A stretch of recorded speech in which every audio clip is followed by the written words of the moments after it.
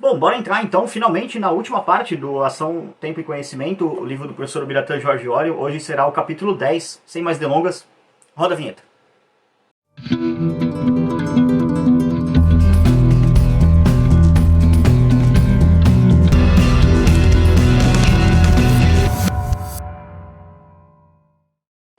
E aí pessoal, beleza? Bem-vindos ao canal Libertário 013, o meu nome é Caio. Esse é um canal de viés austro-libertário, aqui eu falo sobre economia, filosofia, política e ética por essa perspectiva. O vídeo de hoje aí é a última parte, encerramento do capítulo 10 aqui, né? Na verdade, o capítulo 10 em si, eu não vou dividir em duas partes, fazendo uma parte só. Eu até cogitei, mas enfim, melhor fazer logo de uma vez só. Então, encerrando essa saga aí no capítulo do canal, que começou lá atrás, né, em dezembro do ano passado, quando eu comecei a fazer a leitura comentada dos proto-austríacos a Menger. E se esse é seu primeiro vídeo no canal, eu recomendo que você volte lá para trás, aqui na descrição tem a playlist, para você acompanhar a leitura comentada dos proto-austríacos da Menger, que é basicamente onde essa série começou, porque eu comecei de lá. O objetivo é pegar a base da escola austríaca de economia, beleza, agora eu sei o que é a base da escola austríaca de economia. Então ensinar economia usando esse livro. Esse assunto aqui do capítulo 10 não é mais economia, não é mais economia política, é basicamente a parte de ciência política. Tem um pouco do pensamento liberal aqui, que, spoiler, vai ser muito criticado, porque eu não sou liberal, eu sou libertário. Mas é um bom capítulo de maneira geral, então vamos fazer a leitura comentada aí dele. Lembrando, todos os links aí na descrição para download e compra do livro, então você pode baixar gratuitamente, você pode comprar o livro. Compre o livro de preferência, ajude o professor Biratan Jorge Óleo. Tirei algumas dúvidas com ele ao longo da série, ele sempre foi muito gente boa comigo, agradeço muito o professor, e acho que talvez eu tenha sido a primeira pessoa a fazer uma leitura comentada dessa obra dele aqui, pelo menos eu não vi no YouTube, né, então é sempre legal ser o primeiro a fazer alguma coisa, e eu tenho sido o primeiro a fazer muita coisa aqui no canal, porque aqui no canal tem muita leitura comentada. Então se você não se inscreveu no canal ainda, se inscreve, que aqui dá pra dizer que é o canal mais nerdola que tem no Brasil em termos de leitura comentada, e talvez até em língua portuguesa. Sem mais delongas, vamos lá. O capítulo 10 ele se chama Ordem Social, Liberdade e Virtude. Primeiro tópico, introdução. Uma sociedade livre e virtuosa, ou, para seguirmos a nomenclatura de Hayek, uma sociedade de indivíduos livres e virtuosos, deve ter uma ordem social sustentada em princípios, valores e instituições que lhe garantam a própria essência da liberdade corresponsável, liberdade de, e não liberdade para, que estimulem a prática de virtudes com os consequentes subprodutos de progresso, respeito aos direitos individuais, cooperação e respeito inalienável à dignidade da pessoa humana. O que entendemos por uma ordem social livre e ao mesmo tempo virtuosa? Como definir liberdade e virtude no contexto dos três grandes subsistemas que compõem as sociedades? A saber, o econômico, o político e o cultural, ético, moral? Os postulados da escola austríaca atendem a essas exigências? Este capítulo procura esclarecer essa questão, tentando lançar alguma luz nas discussões que, embora algumas vezes bem intencionadas, costumam ser porteadas por confusões conceituais e pela prevalência da linguagem politicamente correta, nem sempre rica em boas intenções. Eu diria que nunca tem boas intenções. Como o leitor poderá perceber, existe um alto grau de compatibilidade entre os princípios, valores e instituições expostos, que caracterizam uma ordem social condizente com a liberdade individual e as virtudes e os valores, princípios e instituições que fazem parte da tradição da escola austríaca, que pode ser identificada como a chamada economia personalista, por sua ênfase no individualismo metodológico. Aqui já nessa parte, tá, a gente pode fazer uma divisão maior e uma subdivisão. Existem duas vertentes da escola austríaca no aspecto da ciência política. Existem os libertários austríacos, que são chamados de austro-libertários. Eu sou um deles. Eu não sou um liberal, eu sou um libertário, eu sou um anarcocapitalista. Para usar de maneira intercambiável os termos, mas na verdade eu estou mais pro lado libertário do que anarcocapitalista. O anarcocapitalista, para explicar rapidinho aqui, basicamente é alguém que defende uma sociedade de leis privadas. A gente defende a mesma coisa, só que ele não defende uma teoria ética para isso, ele não pauta isso numa teoria ética. Um austro-libertário, como eu sou, se pauta numa teoria ética. Eu, particularmente, a defesa que eu faço é da teoria da ética argumentativa hoppiana, que a gente chama de EH, para simplificar, né? Ética, A, argumentativa, H, de hoppiana, né? Então, enfim, basicamente é isso. Então, dentro dessa subdivisão da escola austríaca existe, dessa divisão maior, existem os liberais austríacos, que são geralmente, tá, quase que 100% minarquistas. Nessa galera existem duas vertentes, existem os hayekianos e os misesianos. O professor Biratan Jorge Óleo é um hayekiano, por isso que ele começa o capítulo citando o Hayek, e até deu um pouco de confusão aqui no capítulo, acho que foi capítulo 2 ou capítulo 3, eu não lembro agora, que ele dá uma misturada um pouquinho na metodologia do Mises e do Hayek, que teve que fazer uma crítica ali pontual, mas aqui basicamente totalmente uma parte hayekiana da escola austríaca de economia. Então, quem quiser pegar a referência direto da onde o Hayek tira, eu acho que é um livro que é chamado de Lei, Legislação e Liberdade. Acho que é Law, Legislation, Liberty. Alguma coisa assim. Eu não lembro agora exatamente o nome do livro, mas eu tenho quase certeza que é esse. Se não é, vocês me corrigem aí. Que é basicamente o Hayek tentando escrever uma sociedade, tipo assim, como que uma sociedade deve funcionar. Um dia eu trago leitura comentada desse livro, porque ele tem muita doideira ali que o Hayek escreve, então vale a pena refutar ele. O problema é que ele não tem em português, né? Se eu não me engano. Só tem em inglês, então isso já seria um pequeno problema, porque eu teria que ler traduzindo, ficaria meio estranho. Mas enfim, ou então eu trago em inglês mesmo e vou comentando.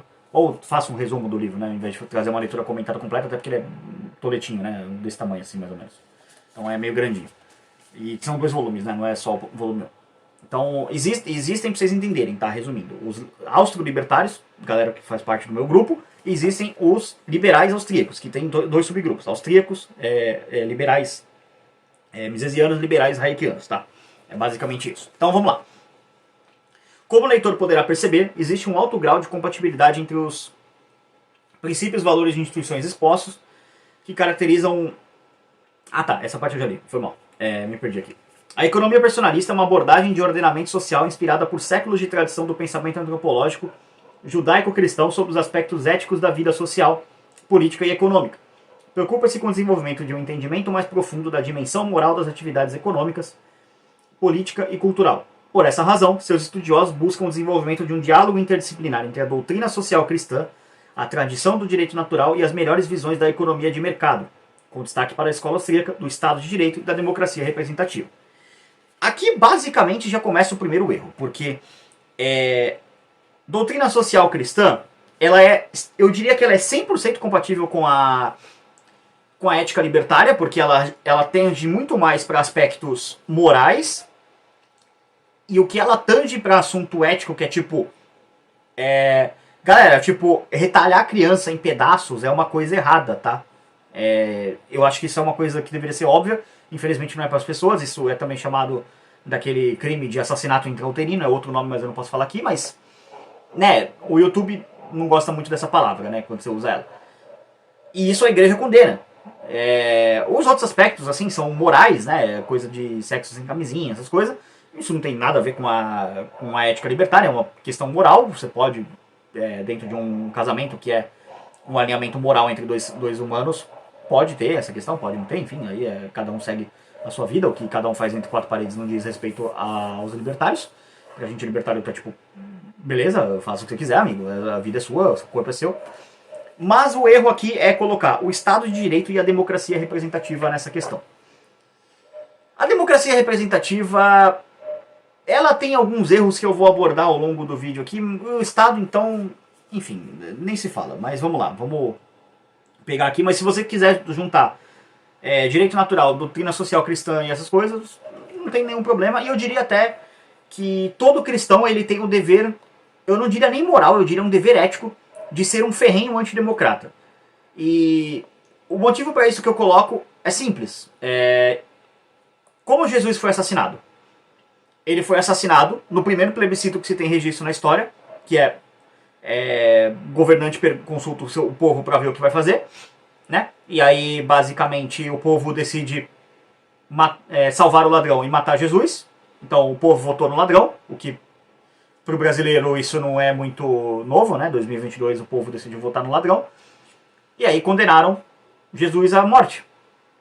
Então, um cristão que defende a democracia, para mim, é uma aberração. Porque ele está defendendo... Peraí, então, vocês têm o grande profeta de vocês, que é Jesus Cristo, o Filho de Deus, tudo mais. Jesus é uma divindade aos olhos dos cristãos. Eu não sou cristão, mas entendo o fundamento da religião. Jesus é uma divindade. E aí vocês, cristãos, querem defender o regime que assassinou o líder da igreja, o corpo, o enviado de Deus, o próprio Filho de Deus na Terra, quando ele veio para a Terra. Então vocês querem defender o regime que assassinou ele? Então, para mim, cristão democrata é um herege, porque ele não entendeu a mensagem de Cristo. E ainda tem a questão lá do dai a César o que é de César e dai a Deus o que é de Deus. O que você dá para César? Isso aqui. César é o Estado. Você manda ele para aquele lugar, entendeu? Você não tem que dar nada pro Estado. O Estado é uma gangue de ladrões. E diria mais, é uma gangue de ladrões satanistas. Então, quem financia o Estado está financiando o satanismo. Então, não tem essa de, cristão democrata. Para mim, um cristão democrata é uma aberração completa. Não deveria, sei lá, cristãos não deveriam ser democratas, ponto. Eu estou dizendo para cristão ser libertário? Não estou dizendo também. Apesar de eu achar que libertarianismo e cristianismo são bem compatíveis, mas no sentido de que democrata não dá, porra. É o mínimo, eu vou ter que explicar o óbvio de novo. Não dá. Eu vou ser monarquista. Porra, beleza, tudo bem. Tá, embora também eu ache uma coisa meio zoada, porque, né, em tese o reino de Deus, né, no céu, Cristo deveria ser o único rei, né, tem essas questões também, né, que você pode olhar. Então meio que assim, por eliminação de hipótese acaba sobrando o libertarianismo, mas pelo menos monarquista, né, galera cristã, pelo menos, né, não vamos ser democrata, né, vamos ser ferrinho antidemocrata, vamos criticar o regime que assassinou Jesus, né, pelo menos nessa batalha vamos se juntar aí, entendeu, é isso que eu quero colocar. Mas vamos lá. Nessas bases, a economia personalista pode ser descrita como um método de reflexão, sem separar fé e razão, sobre os dilemas morais, econômicos e políticos propostos pela modernidade. Como postura filosófica, no entanto, a economia personalista repousa sobre a tradição humanista ocidental e, portanto, é definida pelo desejo de ajudar a realizar uma economia livre e humana, personalista, que todas essas instituições devem se fundamentar em uma antropologia que reflita a dignidade da pessoa humana. Isso aqui já começa a ficar problemático, esse negócio de dignidade da pessoa humana vai escalonar, spoiler, né? Enfim. Mas vamos lá. Um de seus objetivos, portanto, é demonstrar que a tradição ocidental, que repousa na herança das civilizações da antiguidade clássica e da cristandade medieval, ou seja, greco-romana e judaico-cristã, beleza? Isso aqui eu concordo, ainda guarda uma imensa atualidade desde que se abstenha das premissas utilitaristas, coletivistas, relativistas e do racionalismo construtivista e utópico sobre as quais, infelizmente, tem se baseado. Isso aqui é verdade. A tradição ocidental, de maneira geral, ela é bem individualista, tá? De certa forma. Você tem grandes pensadores, principalmente os escolásticos espanhóis, que é onde muito dos insights da escola austríaca se baseiam. Então, de novo, proto-austríacos da Menger, né? Volte lá. Quem está acompanhando já sabe o que eu estou falando. Isso aqui é muito, muito verdade. E tanto que, assim, quando você para ver a história do pensamento do Ocidente, você vê que quando surge essa ideia de socialismo, essa aberração satânica aí de regime socialista, essas merda, você vê que é meio que uma coisa fora da curva, porque a coisa estava indo tipo para uma linha individualista, até uma certa forma assim, mutualista no máximo, no sentido de caridade, essas coisas.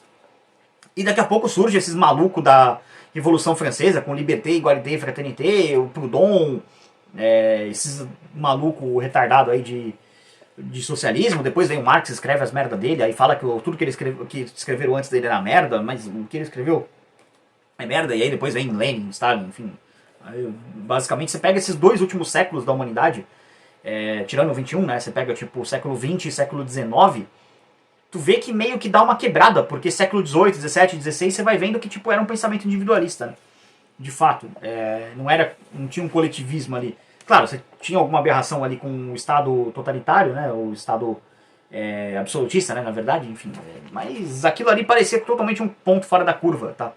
Tanto que é meio estranho que até teve aquilo, porque, que bagulho bizarro. Mas enfim, vamos lá. Sob esse aspecto, a economia personalista busca complementar a visão de economia livre com uma de antropologia cristã de nítidos contornos na fé e na reta razão. Ela reconhece, utilizando o individualismo metodológico, isso aqui é muito importante, é uma base da escola austríaca de economia, que a tradição do direito natural é uma das formas de comunicar essa visão nas sociedades pluralistas, caracterizadas por diferenças significativas nas crenças fundamentais, mas que trazem a unidade da moral judaico-cristã como base dos valores culturais. Como vemos, a economia personalista, trabalha com muitos dos conceitos básicos da escola austríaca. Ao contrário do que normalmente se pensa, a escola austríaca de economia tem uma sólida fundamentação moral. Seus elementos mais importantes, como os conceitos básicos de ação humana e de limitação do conhecimento, seu enfoque subjetivista, sua preocupação em valorizar as ordens espontâneas, seu esforço para conter o excesso de poder do Estado sobre os indivíduos e sua defesa das liberdades individuais, encaixam-se perfeitamente nos ensinamentos morais mais importantes que serviram de sustentação para a civilização ocidental, especialmente os da tradição judaico-cristã, em especial os da chamada doutrina social da Igreja, interpretada de maneira reta, o que vale dizer, escoimada das deturpações da chamada teologia da libertação. Eu diria que aqui tem um problema, porque a questão da escola austríaca de economia ter uma base moral não é tanto assim, tá? Você colocar aspectos como ordem espontânea, que uma economia de mercado é uma ordem espontânea, isso são postulados lógicos, isso não são postulados morais. Você dizer assim, a economia de mercado é uma ordem espontânea, isso é uma verdade autoevidente, é um axioma. Você consegue verificar que a sociedade se organiza de uma maneira, de certa forma, automática, sem precisar de um comando central. Só que aí é o que eu entro na questão que, quando eu pego assim, alguns vídeos que tem aspectos morais para se debater, eu coloco isso na questão.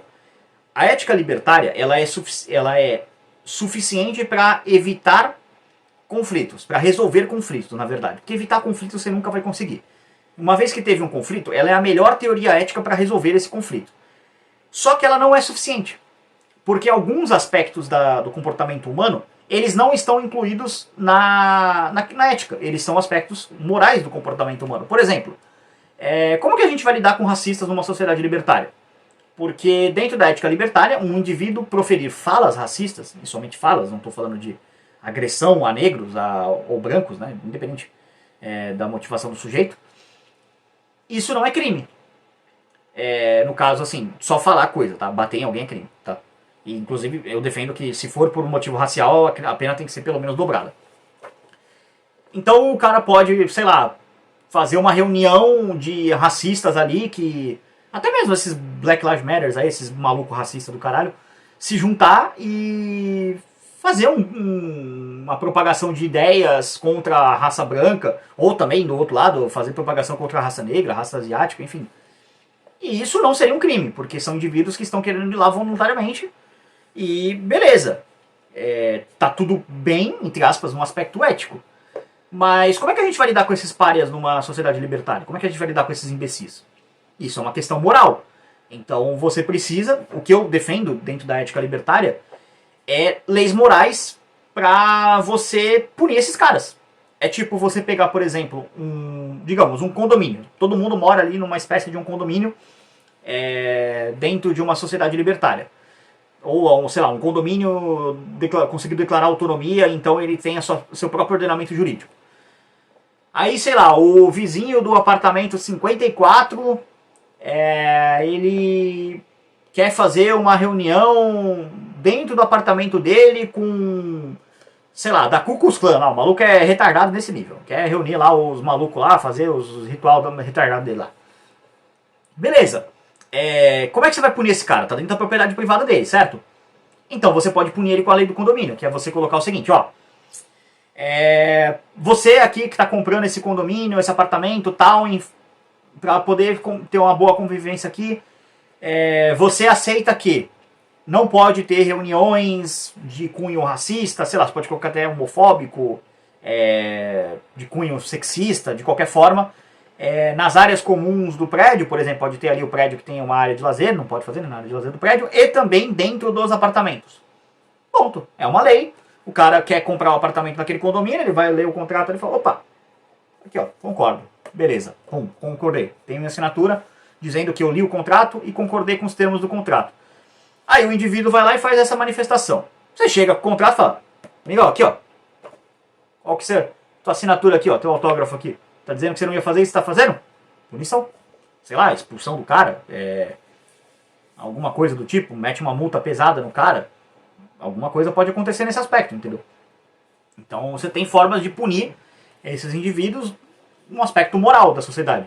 Porque, de novo, a ética libertária ela é boa para resolver conflitos que são estabelecidos, não para evitá-los. De novo, evitar conflitos é uma utopia. Conflitos sempre vão acontecer, diferentes interpretações de contratos podem acontecer entre indivíduos. Alguém pode ler uma cláusula meio dúbia do contrato e falar, eu acho que isso aqui é assim, eu acho que isso aqui é X, a outra pessoa pode olhar e falar, eu acho que isso aqui é Y. Vamos ver com uma terceira parte neutra para ver o que ela acha, se é X, se é Y, de repente ela pode olhar e falar, não é X nem Y, é Z. Então pode ser uma situação assim. Então a ética libertária ela é boa para resolver conflitos, mas ela não resolve conflitos morais, ela resolve conflitos éticos. Tipo, alguém roubou meu celular. Beleza, a pessoa roubou teu celular, quanto vale teu celular? Vale R$2.000. Então a pessoa te deve R$2.000, mais uma indenização pelo tempo que você ficou sem celular. É uma possibilidade de punição, uma punição que seria justa, entendeu? Tendo julgamento, devido ao processo legal e tudo mais. Até porque isso aqui são fundamentos do direito que ainda valem na ética libertária, tá? Mas vamos lá.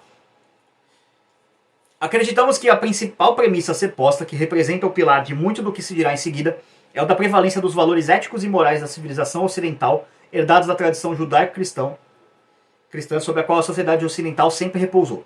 Com efeito, dos três sistemas mencionados, embora cada um tenha seus próprios mecanismos e leis de funcionamento, sabemos que o sistema social é uma complexa interação entre eles e, sem dúvida, o sistema ético-moral-cultural, em particular a rica tradição do Ocidente, da qual a chamada doutrina social da Igreja representa uma síntese bastante satisfatória, deve servir de pano de fundo para o sistema político e sistema econômico.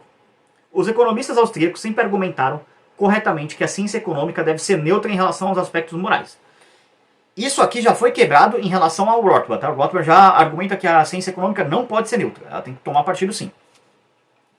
Sua preocupação deve ser analisar as escolhas inerentes à ação humana dos indivíduos nos mercados, ao longo do tempo e sob condições de incerteza genuína. Assim, ela deve ter a capacidade de explicar qualquer mercado, seja qual for o bem ou serviço transacionado nele. Mas um ato econômico pode ser, sob o ponto de vista moral, bom, mau ou neutro. Por exemplo, a compra e venda de fraldas para bebês é um ato moralmente bom, porque a fralda irá servir a uma criança inocente. Já a compra ou venda de cocaína, que também é uma ação no sentido que a escola seca dá esse conceito, é moralmente má. E a compra e venda de um tubo de creme para barbear, em princípio, pode ser considerada como moralmente neutra.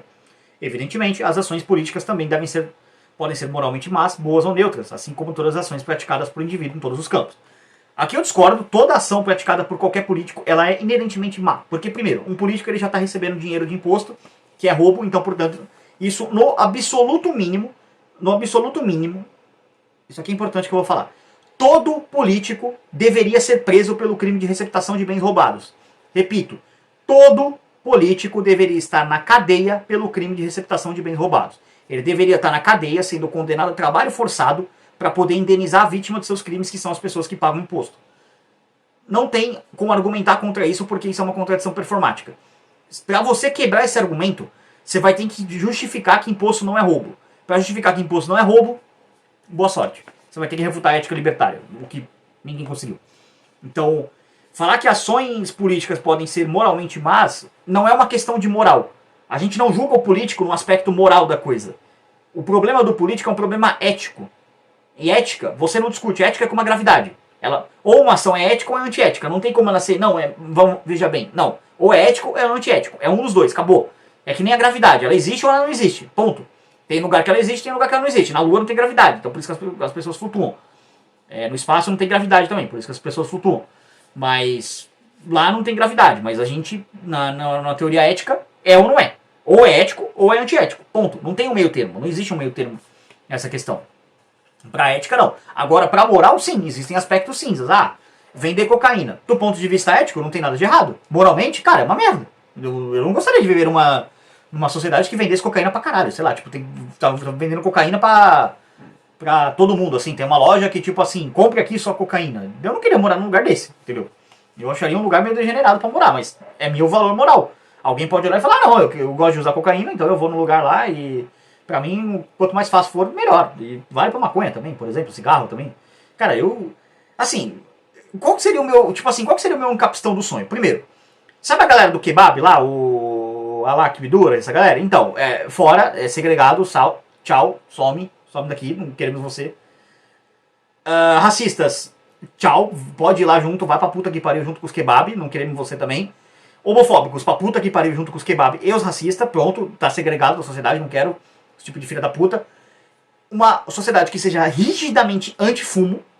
Cara, eu gostaria muito de viver num lugar que as pessoas não fumassem. Eu tenho ojeriza de cigarro, assim. Só tem... eu tô contando aqui quantas pessoas do meu convívio pessoal que fumam que eu tolero. Eu acho que são 2.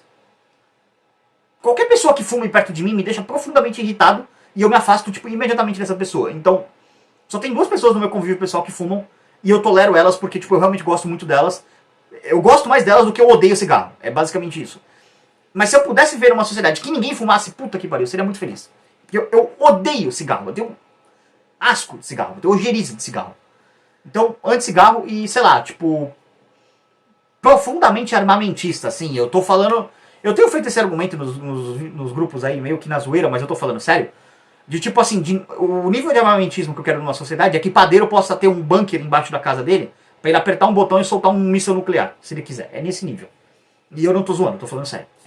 Eu tô defendendo armamento nesse nível ultimamente. Não sei, talvez no futuro eu mude de ideia em relação a isso, porque alguém pode falar, não, realmente, é muito extremado. Mas pra mim o bagulho é o seguinte: se o governo tem bomba atômica, o indivíduo também deveria ter. Entendeu? É essa a questão. Então esse seria o meu encapistão dos sonhos. E claro, com racha de... Sabe o filme Tokyo Drift? Então, a gente faz um Tokyo Drift versão tanque de guerra. Porra, seria perfeito. Ainda toca a música do filme, melhor filme do Velozes e Furiosos. Quem discorda tá errado. Mas enfim, vamos lá. Como salientou o economista austríaco Israel Kiesler em conferência proferida no Rio de Janeiro em 1993... Nossa, eu nem sabia que o Israel Kiesler tinha vindo pro Brasil. O mercado funciona sempre, mas possui uma natureza que pode ser ética ou antiética. De fato, mercados de mamadeiras funcionam tão bem, no sentido puramente econômico, quanto os mercados de drogas. De fato. Nesse ponto, a economia é neutra, deve ser capaz de explicar satisfatoriamente ambos os mercados. Mas, quando entramos em considerações sobre a condição humana, percebemos que, quando se tem em vista o bem-estar e a dignidade da pessoa humana, a economia, não a economics, mas a economy, não pode ser analisada por seu conteúdo humano sem levar em conta suas interações com a ética, a moral e a política. Ou seja, os economistas não podem abster-se de saber se determinados mercados são bons, por contribuírem para a dignidade dos indivíduos, e que outros mercados são maus, porque agridem a dignidade da pessoa humana e prejudicam terceiros. Isso aqui é um julgamento moral, tá? Aqui o professor está fazendo uma pequena confusão entre ética e moral. Deixa eu arrumar o cabelo aqui, porque está meio zoado. Aqui o professor está fazendo uma confusão entre ética e moral, tá? Isso aqui, vender droga e vender mamadeira é a mesma coisa do ponto de vista ético. Ah, mas moralmente eu sou contra a venda das drogas. Eu também sou. Eu não gostaria que drogas fossem vendidas, mas, de novo, essa é a minha opinião. Eu não posso impor a minha opinião em cima da realidade. Pessoas vão usar drogas, infelizmente. Gostaria que não usassem, mas vão usar. Então, tem essa questão. Aí aqui ele fala, dignidade da pessoa humana e prejudicam terceiros. De fato, a pessoa ficar usando droga há muito tempo vai ferir a dignidade dela. E eu não tenho nada a ver com isso. Não é só a dignidade, vai ferir o corpo dela também. Mas aquilo, o corpo é dela, ela faz o que ela quiser. Então aqui já tem uma confusãozinha aqui, entendeu? Aqui o professor está fazendo a salada entre ética e moral. E não, ética é uma coisa, moral é outra completamente diferente.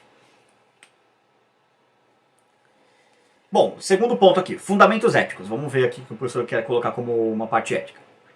Liberdade e virtude, quando apresentados isoladamente, são atributos universalmente aceitos. De fato, não nos lembramos de ter visto ou ouvido ninguém, nem mesmo os piores ditadores ou os criminosos mais contumazes, denegrir publicamente a liberdade ou enaltecer o vício. Professor, deixa eu contar uma coisa. O livro aqui já tem um tempo, né? Então meio que o livro está preso à época que ele foi escrito. A gente já viu galera aí declarando recentemente no Brasil que liberdade é coisa de extremista. A gente já viu isso aí acontecer. Então isso aqui já foi basicamente refutado porque, né, é um livro, então o livro está sempre preso à época que ele foi escrito, então, né, mas isso já aconteceu, tá? Então só para dando esse update. Mas quando se considera uma das formas mais elementares de liberdade, que é a econômica, é muito comum associá-lo com licenciosidade, com permissividade, com egoísmo individualista e com muitos outros vícios. Egoísmo individualista não é um vício, é uma virtude. Meu lado rindiano aqui fica puto. Isso poderia levar-nos a crer que a liberdade e virtude seriam dois objetivos incompatíveis. Mas felizmente é exatamente o contrário do que parece. A visão especialmente peculiar aos denominados intelectuais de associar liberdade econômica com vício e liberdade política com virtude é totalmente impróprio e dá margem a interessantes reflexões podendo ser identificada, especialmente nos países da América Latina, como uma das causas da pouca penetração das doutrinas liberais e conservadoras, como as da escola austríaca, que sustentam a tese da inseparabilidade e indivisibilidade da liberdade e da virtude. Na verdade seria mais propriedade privada, mas tá, beleza, eu já entro numa por que liberdade não pode ser direito.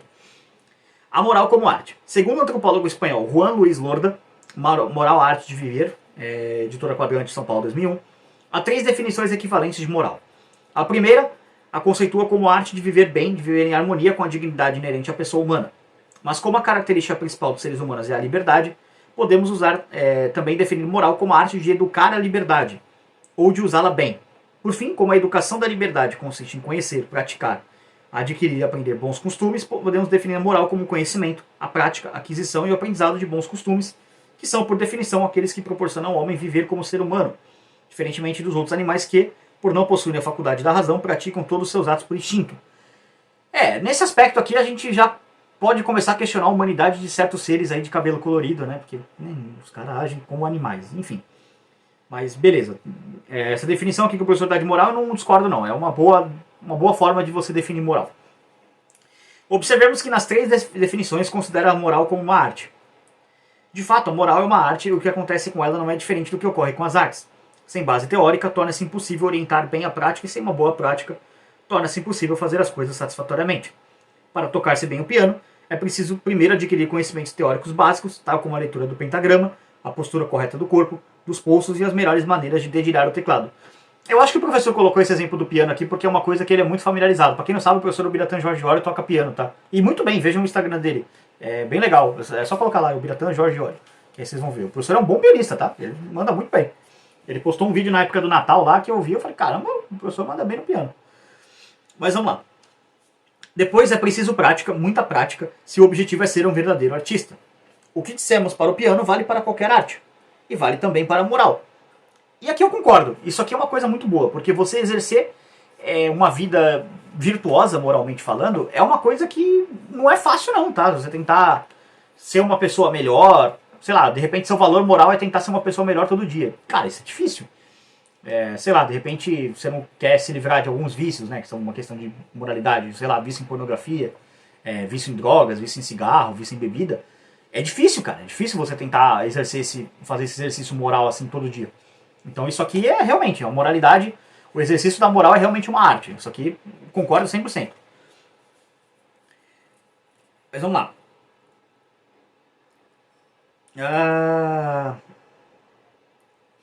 Para viver-se bem, para educar a liberdade, para adquirir e praticar bons costumes, é necessário primeiro adquirir conhecimentos acumulados por outros e forjar hábitos que só podem ser adquiridos mediante o exercício pessoal. A arte da moral requer conhecimentos e habilidades, teoria e prática, princípios e hábitos, vocação e disposição. Praticamente quase toda a nossa vida moral consiste no desenvolvimento livre das capacidades que recebemos desde que fomos criados e postos nesse mundo, as quais possuem suas próprias leis que não podemos reinventar nem alterar.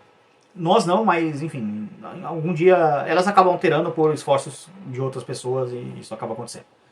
Não podemos, por exemplo, inventar como é a liberdade, a amizade e o amor. O máximo que podemos fazer é, às vezes, escolhê-los livremente. Assim, a moral não depende de nossos gostos e preferências, nem tampouco é uma questão de simples opinião. Isso aqui tá errado. A moralidade, ela é subjetiva. O professor está querendo colocar a moralidade como objetiva. Isso aqui não é assim. A moralidade, ela tem um grau de subjetividade. Existem morais melhores e morais piores, e isso a gente pode ter um debate. Mas não tem como colocar assim que essa moralidade aqui, X, é a melhor e não tem como discutir porque sim. Não. Há discussão, você pode fazer argumentos morais contra uma teoria moral. O que você não pode fazer, no sentido de que, não no sentido físico, mas no sentido ontológico, de cair numa contradição performática, filosófica, né, na verdade seria a melhor definição, é você fazer uma argumentação contra uma teoria ética, especialmente a teoria ética libertária, que aí você cai em contradição, basicamente. Mas vamos lá. O aprendizado moral é bastante difícil e delicado, que exige muito esforço para obtê-lo, mas sempre vale a pena tentar fazê-lo, pois seria realmente lamentável deixar transcorrer toda a vida sem ter tido a percepção do que ela tem de mais importante. Há, como diz Lorda, um verdadeiro supermercado de sistemas morais. Nesse capítulo, nossa preocupação é com a moral revelada, que pressupõe a liberdade interna, e com a relação dessa moral com a escola austríaca, que pressupõe a liberdade externa. Liberdade exterior, liberdade interior, ignorância e fraqueza. Próximo tópico aqui. Na pessoa humana, há dois tipos de liberdade. O primeiro é uma liberdade que se vê ou exterior, em que dizemos ser alguém livre quando se pode fazer o que sua vontade desejar, sem empecilhos, quando pode ir e vir, quando pode opinar e discordar, torcer por um determinado clube de futebol, etc. A imensa maioria das pessoas define isso simplesmente como liberdade, por serem essas as partes que se veem. Mas a outra liberdade, a que não se vê ou interior, é mais importante sob o ponto de vista moral. A liberdade interior é a liberdade da nossa consciência, pois os impedimentos que enfrenta não estão fora, mas dentro. Uma pessoa é livre interiormente quando pode guiar-se pela luz de sua consciência, sem obstáculos interiores que impeçam de agir dessa forma. Os obstáculos interiores da liberdade são a ignorância e a fraqueza, pois aquele que não sabe o que tem que fazer só tem a liberdade de errar, nunca de acertar, e aquele que é fraco termina deixando que a desarrumação dos seus sentimentos ou o medo do que vão dizer lhe roubem a liberdade, embora muitas vezes não seja nem capaz de perceber isso. Tanto a ignorância quanto a fraqueza apagam a voz da consciência, lançando-a na escuridão. De fato, não pode decidir bem quem não tem conhecimento ou base para decidir, o que explica por que as consciências deformadas ou com pouca formação moral sejam incapazes de acertar, bem como dar demonstrações de liberdade. Por sua vez, quem mostra uma fraqueza, tal como uma paixão desordenada pelos jogos de azar, não consegue decidir bem sobre o que deve fazer cada dia, porque essa paixão tomará a maior parte do seu tempo. Assim como quem é preguiçoso não consegue enfrentar as suas obrigações, deixa-as passar, engana a si mesmo e esquece-as, ou quem se deixa influenciar pelo que os outros poderão vir a dizer, seus atos tornam-se incapazes de qualquer ação que possa ser criticada, mesmo que essa ação seja moralmente correta. Nenhuma das pessoas é realmente livre, pois nenhuma delas possui a liberdade de agir bem, apenas a de agir mal. Tá, vamos lá, vamos pegar essas partes aqui. Isso aqui é uma coisa, é um julgamento de valor, tá? Totalmente. Essa parte, todo esse parágrafo aqui, esse e o anterior, isso aqui é totalmente um juízo de valor que o professor está colocando. E não tem nada de errado. É apenas ele julgando uma questão acerca dos seus valores. Eu concordo com muita coisa que ele colocou aqui, de fato. Se a pessoa ela é muito facilmente influenciável, assim, no sentido que alguém critica ela, ela se abala muito, é meio zoado. Beleza. Tem esse problema. Agora, que ele coloca, por exemplo, alguém viciado em jogos de azar. Realmente, a pessoa, moralmente, ela está agindo mal. Eticamente, não tem nada de errado. É o dinheiro da pessoa, ela está gastando o dinheiro dela. Beleza? É basicamente isso. É que nem, por exemplo, agora a gente está tendo no Brasil uma questão que o jogo do Tigrinho lá, que é um jogo lá que é o jogo que eu chamo do malandro e do otário. Todo dia um malandro e um otário saem de casa, quando os dois se encontram dá negócio. Se você está jogando o jogo do Tigrinho, deixa eu te contar uma coisa, você é o otário. O malandro é quem inventou o jogo do Tigrinho. Está movimentando 7 vezes mais do que a bolsa de valores no Brasil. Então, você vê como tem muito otário no Brasil. É um exemplo, a pessoa está viciada em jogo de azar, mas vai fazer o quê? Aposta esportiva, por exemplo, tá bombando no Brasil. Porque, né, o brasileiro é viciado em qualquer coisa que você dê para ele. Putaria, cerveja, droga, aposta, enfim. O brasileiro, em termos de formação moral, ele é muito fraco. E eu diria que até a formação do brasileiro ela é amoral. No sentido de que você é formado para ser um pária completo, basicamente. Então, isso aqui que ele coloca nessa parte é muita questão de um juízo de valor dele, que, de novo, eu concordo. Não estou dizendo que eu discordo, mas é um juízo de valor. Então, quando ele coloca o capítulo como, tipo, fundamentos éticos e ele vem com um argumento moral, ele está discutindo uma outra coisa. Ele poderia colocar esse capítulo como fundamentos morais.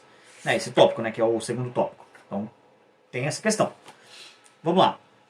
Portanto, para alcançar a liberdade interior é preciso vencer a ignorância e as manifestações de fraqueza, para que a consciência funcione bem, para que descubra a verdade, seja capaz de estabelecer uma ordem entre os direitos e os deveres.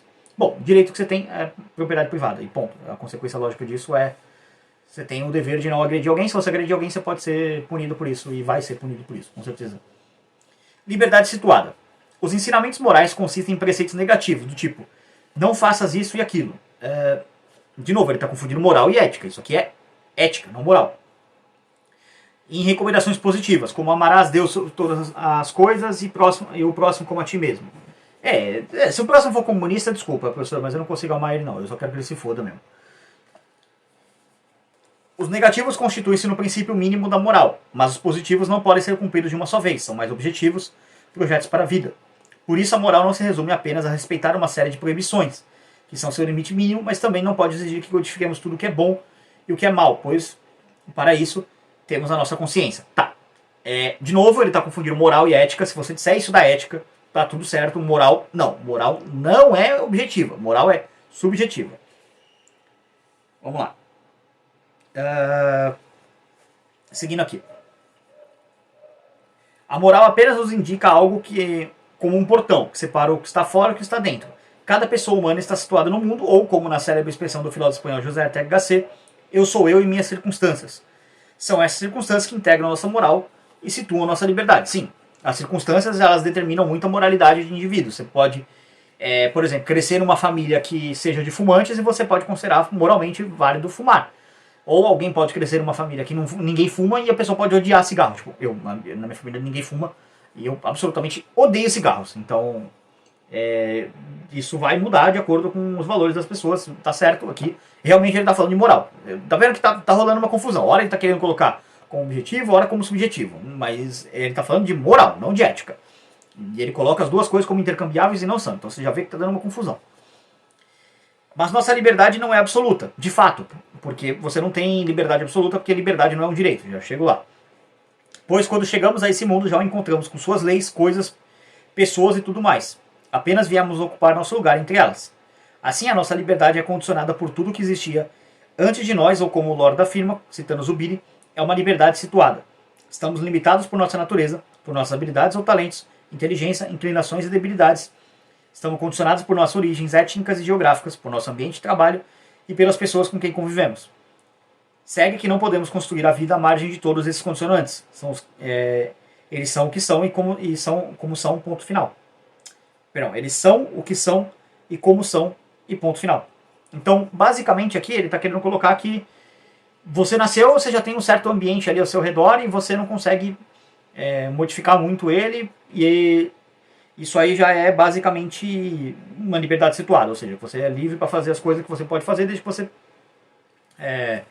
esteja dentro dessa situação, vamos dizer assim. Tá. Liberdade como princípio, esse é o problema, porque, por exemplo, se você quer colocar a liberdade como um direito, vou dar um exemplo aqui. Em tese, no sentido físico, eu sou livre para fazer o que eu quiser, certo? Beleza. Então, por exemplo, eu posso ir numa livraria e roubar uma cópia desse livro, por exemplo? Posso. No sentido físico, eu tenho a liberdade para cometer um roubo. Então, se a liberdade é um direito, como é que vai ficar esse conflito de direito? Porque assim, o dono da livraria pode falar, opa, peraí, mas eu tenho a liberdade também de possuir esse livro. E você está me roubando ele. Ah, mas eu também tenho a liberdade de roubar o seu livro. Liberdade é um direito. Então você não consegue aplicar as duas coisas ao mesmo tempo. Porque você gera um conflito. Agora, nota como aplicando propriedade privada você resolve esse conflito. Eu vou na livraria e roubo um livro. Esse livro é propriedade privada da livraria. O dono da livraria pode chegar e falar, olha só, você roubou minha propriedade, devolva. Ou restitua ela. Pronto. O conflito está resolvido. Porque nem eu tenho a liberdade de roubar o livro da pessoa e nem a pessoa tem a liberdade de possuir o livro. O que os dois têm é propriedade privada. A propriedade privada é do dono da livraria. Se alguém roubar ele, um exemplo que eu coloquei, eu roubei o livro, eu tenho que devolver o livro.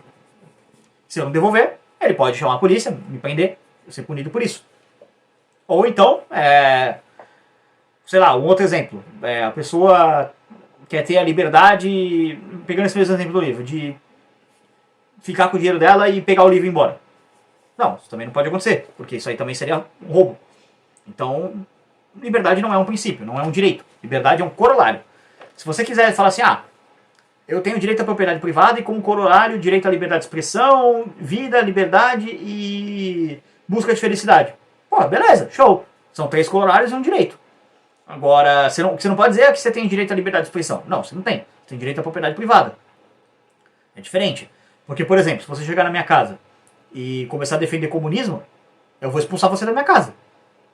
É minha casa, não posso fazer o que eu quiser dentro dela. Entendeu?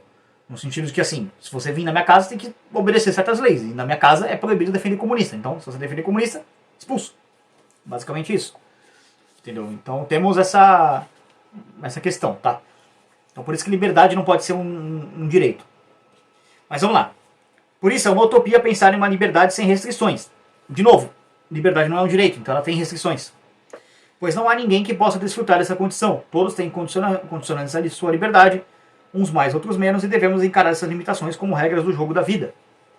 Exatamente. Aqui, se o professor não fizesse essa confusão conceitual entre moral e ética e aplicasse propriedade privada como direito, toda essa parte aqui basicamente não existiria, porque ele está fazendo uma confusão. Então a gente tem esse problema de que basicamente ele está bagunçando bastante bem mesmo os conceitos. Então por isso que a gente tem essa questão. Então vamos seguir aqui. As escolhas e os talentos, próximo tópico. Portanto, cada pessoa humana foi mal, possui condicionamentos e graus de liberdade próprios e, sendo assim, está em uma situação única perante a vida, o que nos impede de exigir o mesmo de cada uma.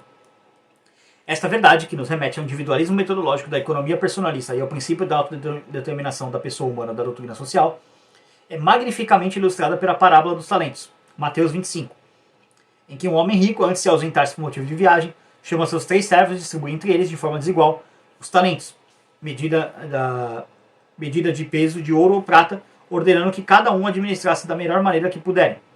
Deu 5 ao primeiro, 2 ao segundo e 1 talento ao terceiro. Os 2 primeiros empregados conseguiram dobrar os talentos recebidos, mas o terceiro limitou-se a enterrá-lo para devolvê-lo ao patrão quando este regressasse.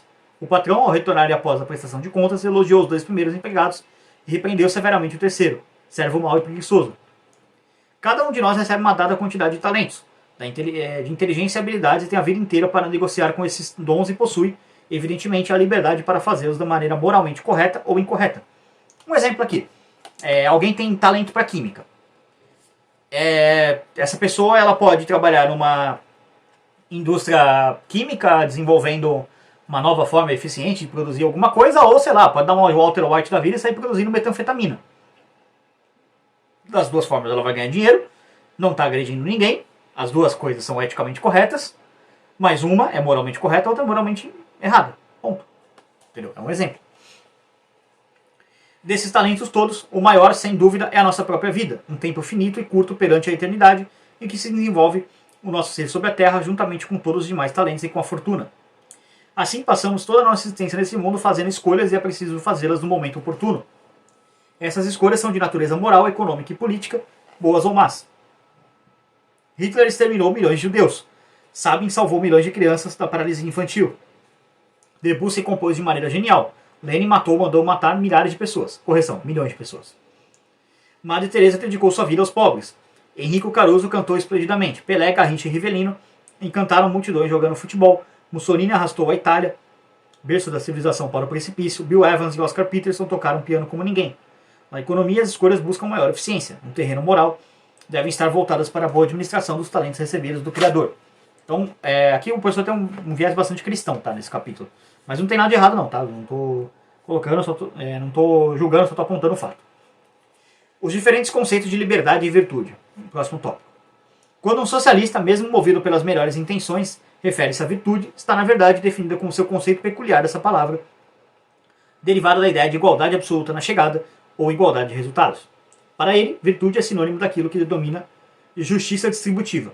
Da mesma forma, quando fala em liberdade, está, mesmo que muitos socialistas não o saibam, raramente submerso no conceito de liberdade positiva, ou liberdade para. Peraí, é isso mesmo?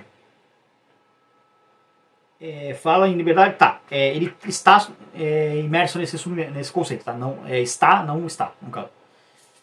Agora ficou mais confuso. Estou querendo dizer que ele está, no sentido que é o conceito, não que ele não está, que não é. É uma afirmação, não uma negação. Ou liberdade para, isto é, está aceitando a tese de que os cidadãos devem ser livres para fazer aquilo que lhes for permitido fazer. Permitido pelo Estado, obviamente. Assim, para um socialista e para a maioria dos que autodenominam social-democratas, e para os liberais também, que também entram nesse rolê, o tipo de governo ideal é aquele que, mediante comandos e ordens, teses, interfere permanentemente na economia, táxis, com o objetivo de repartir o bolo da riqueza nacional em partes preferencialmente iguais. Já o liberal da tradição da escola austríaca e da economia personalista, quando se refere à liberdade, está falando de liberdade de ou liberdade negativa, em que os indivíduos, de acordo com o princípio da dignidade da pessoa humana, devem ser livres para realizarem suas escolhas em uma economia caracterizada pela dinâmica do processo de mercado, cosmos, limitando-se o Estado a garantir os direitos individuais básicos por intermédio de normas de justa conduta, nomos. Isso aqui o professor está colocando é basicamente o conceito heikiano, tá? Que o Hayek coloca quando ele casa cosmos e nomos, é uma sociedade virtuosa.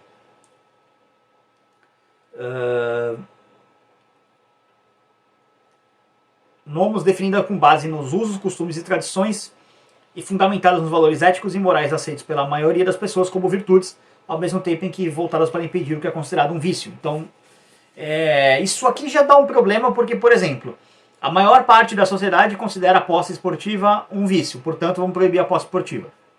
Percebe como já está dando problema? Aí, sei lá, o Estado vai proibir a posse esportiva. Então o Estado, que é o que ele coloca aqui como... cadê? garantir os direitos individuais básicos. Beleza. Então o Estado vai regular que eu não posso gastar o meu dinheiro que eu ganhei com aposta. Já começa a dar problema. Para a tradição da economia personalista, cada indivíduo, por definição, é um universo e deve ser livre para escolher os seus próprios objetivos. Exceto se não gostar e a galera quiser impor uma teoria, um moralismo em cima dele. Que, de novo, pelo que está no parágrafo anterior, abre margem para isso. Desde que suas escolhas não venham a prejudicar os direitos de terceiros. Quem vai julgar isso? O Estado? Então, olha aí como o liberal já está dando muito poder para o Estado. Por sua vez, em suas encíclicas denominadas sociais, João Paulo II fez questão de enfatizar aquilo que chamou de princípio de determinação da dignidade da pessoa humana. O homem foi criado para fazer o bem, mas apresenta uma inclinação para o mal, por isso precisa seguir padrões éticos aceitos pela sociedade, o que requer leis. De fato, embora eu não acredite que o homem tenha sido criado para o mal, eu acredito que o ser humano tenha sido criado para o bem, mas o mal existe e ele influencia as pessoas para o mal. Então por isso que as pessoas más têm que ser punidas com leis para desincentivar essa influência das pessoas para o mal.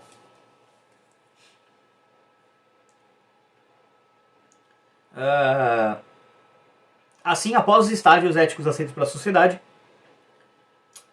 após os estágios iniciais da nossa civilização, em que se vivia isoladamente, os homens passaram a viver em sociedades, o que, dado o paradoxo definido pelas inclinações para o bem e para o mal, fez surgir a necessidade de normas gerais de justa conduta. Isso aqui é basicamente o direito natural, tá?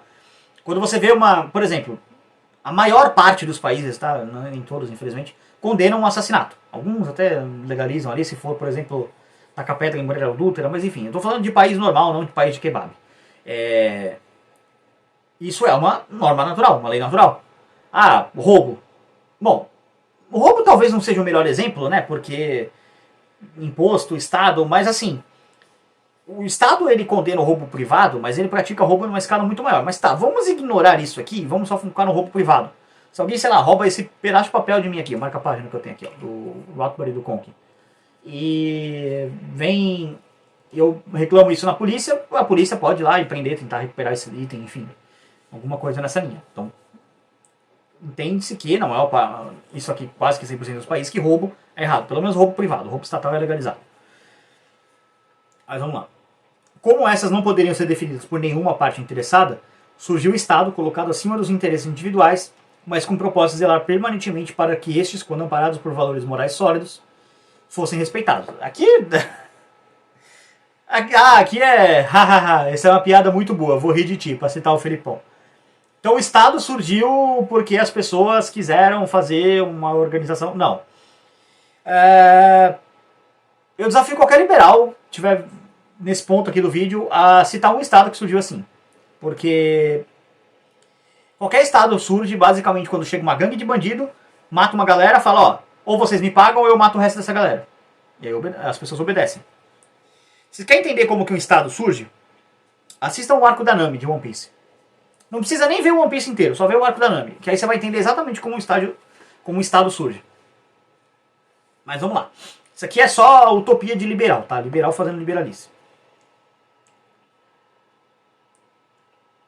Portanto, a lei, sua necessidade, é anterior à criação do Estado. Sim, exatamente. Isso aqui está certo. A lei ela vem antes do Estado. O Estado surge para, em tese, né, segundo a teoria dos liberais, que não se sustenta na realidade, garantir a lei. Só que isso não acontece, de novo, porque o Estado ele não surge para garantir a lei. O Estado surge para roubar as pessoas.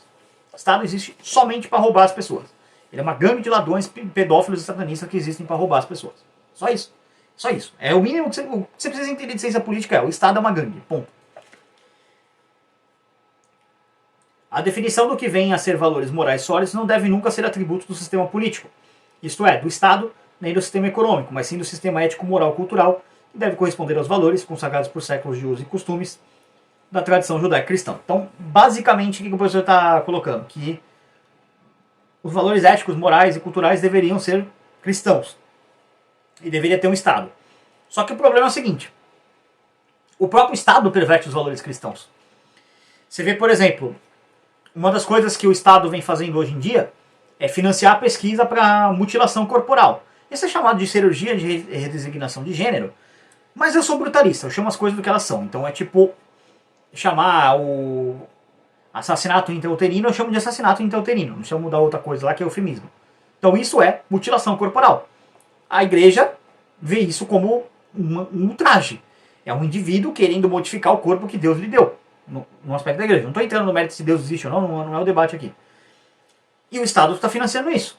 Inclusive, mais um motivo para você sonegar imposto é porque o Estado está pegando o seu dinheiro, se você, principalmente você cristão, e usando para mutilar jovens. Então, não pague impostos, sonegue impostos. Sonegue o máximo que você puder, tá ok? Então, de novo, olha como essa ideia de você ter um Estado e você querer amparar a sociedade numa moralidade judaica cristã dá problema. E voltando lá para o começo do vídeo que eu falei, a democracia foi o regime que assassinou Jesus. Vocês cristãos vão realmente querer defender a democracia? Fica a pergunta aí. Não há virtude sem liberdade. Próximo tópico. Imaginemos que um suposto governo instituísse algo como um imposto de solidariedade, que retiraria uma parte da riqueza dos mais ricos para distribuí-la aos mais pobres. Ah, isso já existe, tá? E nunca funciona, spoiler. A própria ideia já mostra que seus mentores definem virtude, solidariedade no caso, à sua maneira. Onde estaria a virtude se a boa ação, distribuir riqueza para os necessitados, não foi voluntária, mas antes compulsória? É mais do que evidente que não haveria virtude, não haveria solidariedade. O que existiria seria uma forma de extorsão praticada pelo Estado. Isso vale para todo imposto, tá? Mas o professor está fazendo essa distinção aqui. Em que é pelo Estado que, a partir de uma definição de virtude que não corresponde à tradição, suprimiria a liberdade de escolha dos cidadãos, obrigando a destinar parte da riqueza que geraram para fins definidos pelos ideólogos e burocratas.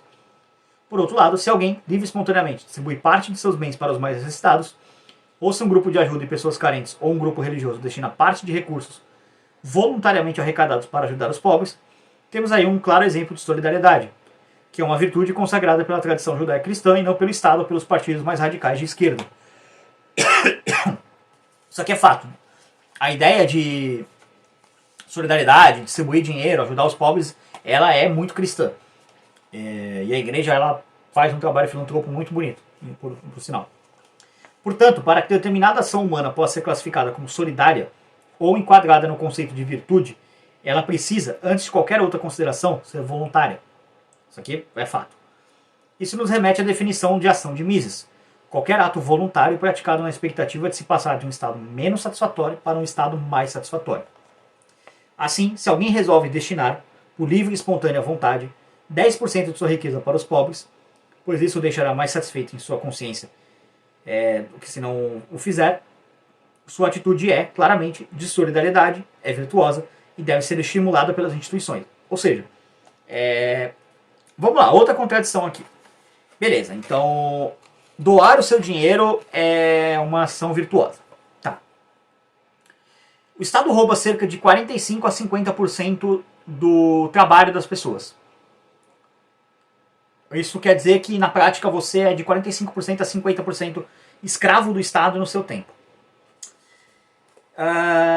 Como é que um indivíduo que tem quase metade, ou mais ou menos metade do seu patrimônio roubado, ele vai conseguir pegar desse patrimônio 10% do que sobra e doar para caridade? Ele não vai. Então, de novo, se você quer defender um estágio da sociedade em que as pessoas pratiquem solidariedade, você tem que ser um ferrenho austro-libertário. Você tem que ser um ferrenho intransigente e o mais radical austro-libertário. Porque você tem que defender a abolição do Estado. Mas sem o Estado, quem vai ajudar os pobres? Então, primeiro, que os pobres seriam 50% mais ricos, no absoluto mínimo. E segundo, a gente não teria tanto pobre assim, porque uma vez que muitos pobres ficariam mais ricos, sobrariam o problema dos miseráveis. Os miseráveis a gente poderia ajudar com caridade. Ou tô maluco aqui? Então, né? Vamos seguir aqui. Vou pegar aqui. Portanto, para que determinada ação humana possa ser classificada como solidária, ou enquadrada no conceito de... perdão, já li essa parte. Já se essa mesma pessoa for obrigada pelo Estado a destinar os mesmos 10% de sua riqueza para os necessitados, mesmo que isso não o deixe contrariado, não há aí qualquer indício de solidariedade nem de virtude, nem por parte dela, nem por parte do Estado. O que há, claramente, é um vício, que é o de se tentar fazer solidariedade à força e ainda por cima com o dinheiro dos outros. Isso aqui é basicamente a definição de Estado. Como observou com bastante clareza o presidente do Acton Institute, padre Roberto Sirico, Toward a Free and Virtual Society, Occasional Paper número 9, Acton Institute para o Estudo da Religião e Liberdade, Grand Rapids, Michigan, 1997. Animais não podem ter comportamentos virtuosos simplesmente porque eles lhe falta a faculdade da razão consciente. Apenas a capacidade de reflexão e ação proposital em que os humanos possuem é que pode habilitá-los a agir virtuosamente. Exatamente, a capacidade ontológica, basicamente. E o oposto é verdadeiro. Ninguém pode ser acusado de agir viciosamente se não tiver a capacidade de reflexão moral para efetivar as suas ações. E ainda, se agir com consciência moral significa praticar alguma virtude ou vício, então se deve pressupor a livre escolha. Liberdade, portanto, está intimamente ligada à natureza da pessoa humana, uma vez que a livre escolha depende da razão humana. Qualquer pessoa que falhe ao empregar a sua capacidade de raciocinar doada por Deus está agindo abaixo de seu potencial humano. Aqui é a citação desse livro, página 2. Portanto, não pode haver virtude onde não houver liberdade de escolha, onde não existir o direito de se fazer escolhas de natureza moral. A liberdade é a condição necessária para a virtude. Beleza, isso aqui pode ser, mas da forma como o professor coloca a liberdade, é melhor colocar como propriedade privada. Mas vamos lá.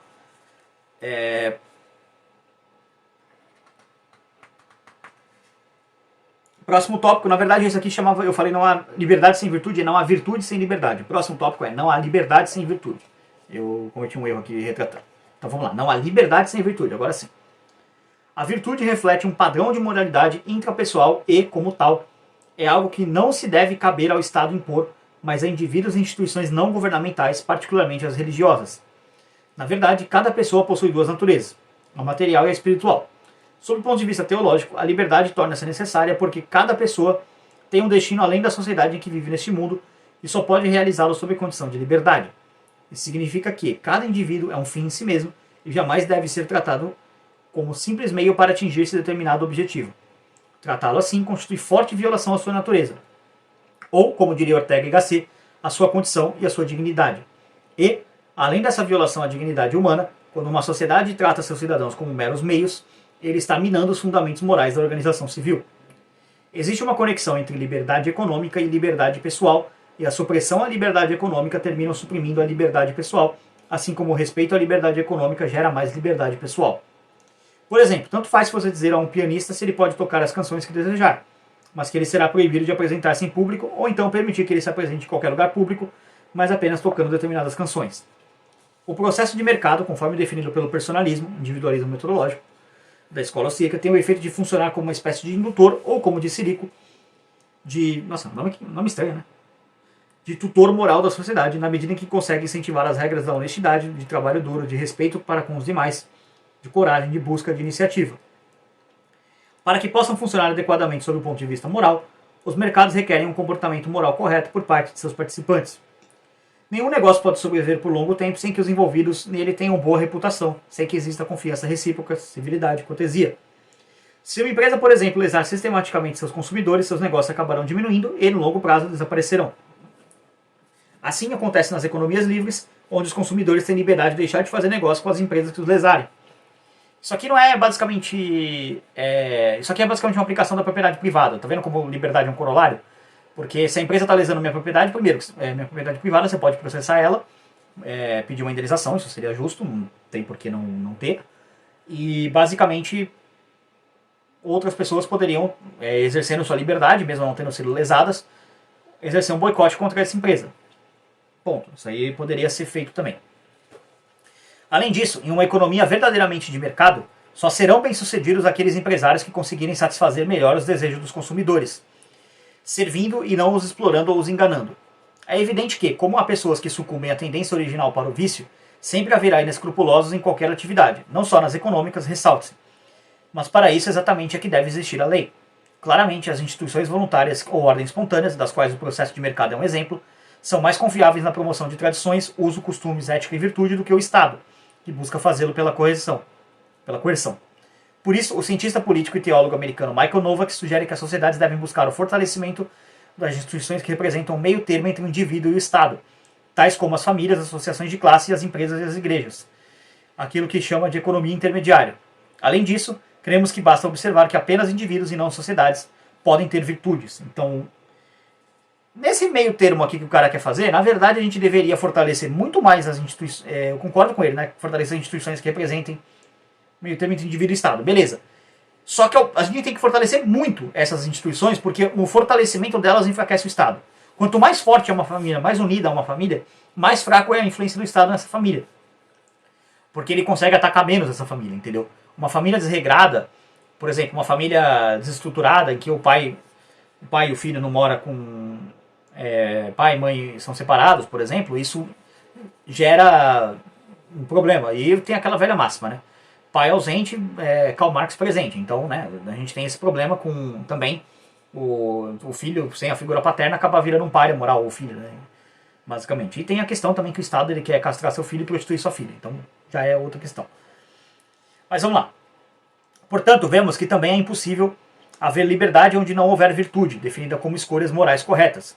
A virtude é condição necessária para a liberdade. Uma depende da outra. Dá para dizer que sim, nesse aspecto. Acho que o professor amarra bem esse ponto, mas o problema é que ele chama esse capítulo, esse tópico de um tópico ético e não é uma discussão ética, é toda uma discussão moral. Tópico 3, princípio. O quadro sinóptico seguinte ilustra o conjunto de princípios, valores e instituições que, em seu conjunto, definem e estimulam o florescimento de uma sociedade, isto é, de um conjunto de indivíduos livres e virtuosos.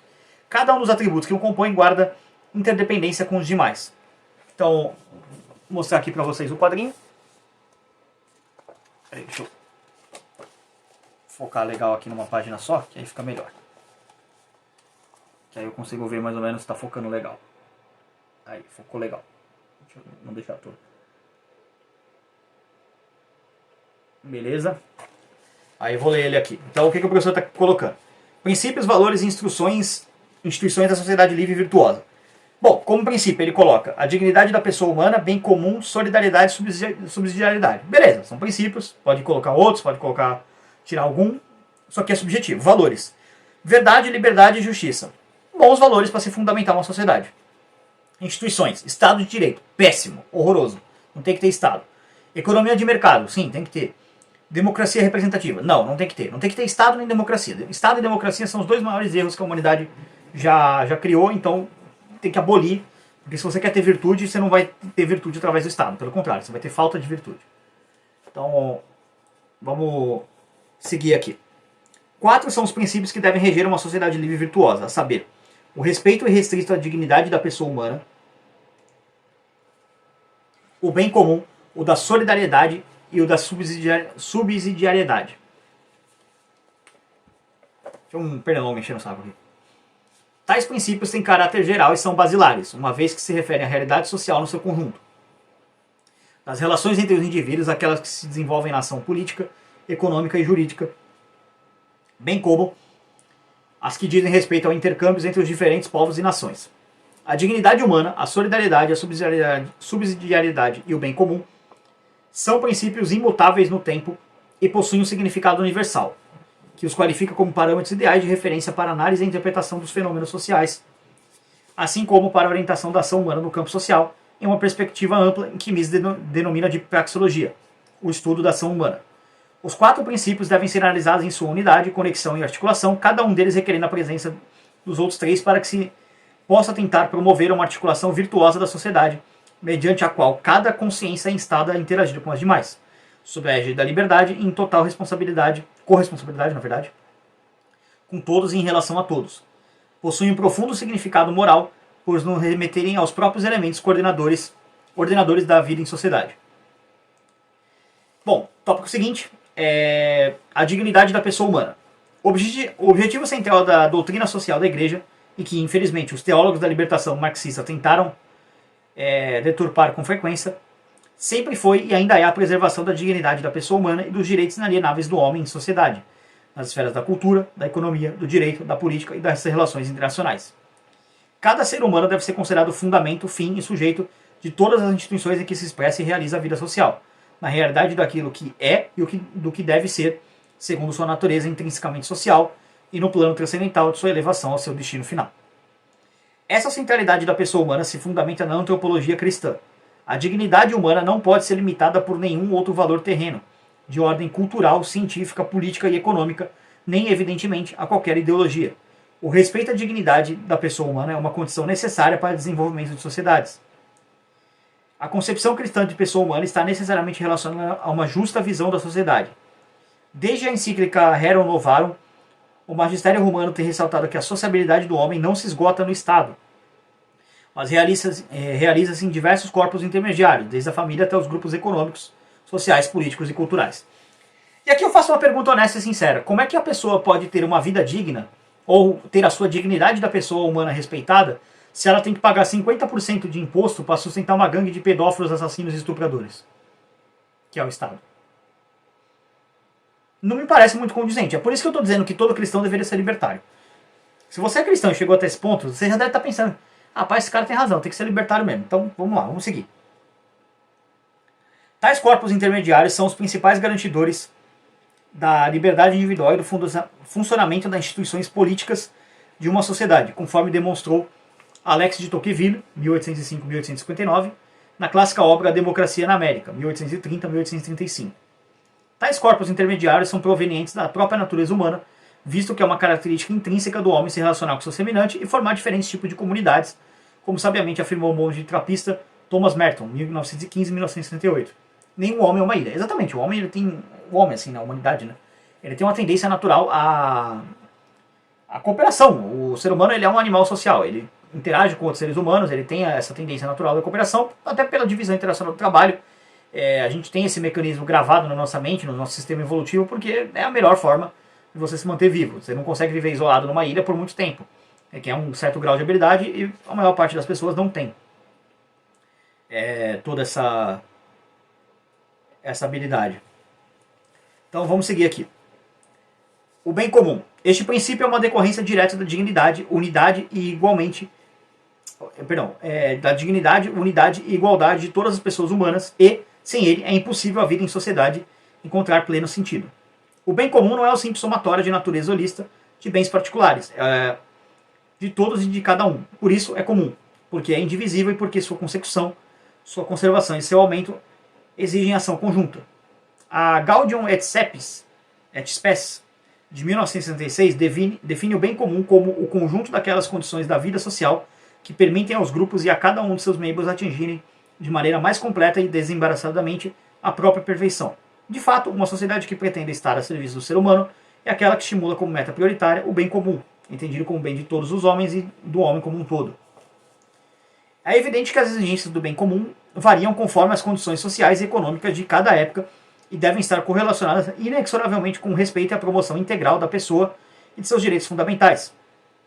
Exige o empenho de todos os participantes da sociedade e pressupõe que todos têm o direito de usufruir das condições socioeconômicas geradas por sua consecução. O bem comum corresponde às mais elevadas inclinações da pessoa humana, mas é um objetivo bastante difícil de ser alcançado porque exige e busca permanentemente do bem de outrem como se fosse o próprio. Então, isso aqui basicamente o que o professor está querendo colocar é tipo... as pessoas estarem bem dentro da sociedade, estarem de boa. Todo mundo tem mais ou menos, não igual a todo mundo, né, porque seria uma sociedade igualitarista, seria utópica, mas todo mundo ter as suas necessidades básicas providas ali, pelo menos. A responsabilidade por sua busca não cabe apenas às pessoas como indivíduos, mas também ao Estado, já que o bem comum é a própria razão de ser da autoridade política. Não, isso aqui de novo é utopia. A razão de ser da autoridade política é atacar o bem comum, é destruir a propriedade privada das pessoas e roubar elas. Isso é basicamente o que o Estado quer fazer. Ele quer roubar as pessoas. O Estado existe para isso, ele não existe para aplicar bem comum, essas coisas. Isso aqui é uma visão romântica, utópica, que não se sustenta na realidade. Aliás, especialmente no momento que eu estou gravando isso aqui, está acontecendo um evento lá no Rio Grande do Sul, e a gente está vendo basicamente o governo dar 20 milhões para aquela mocreia velha da Madonna vir aqui rebolar aquela bunda caída dela no Brasil, enquanto isso, basicamente, gente está morrendo no Rio Grande do Sul por causa de chuva. Isso está acontecendo.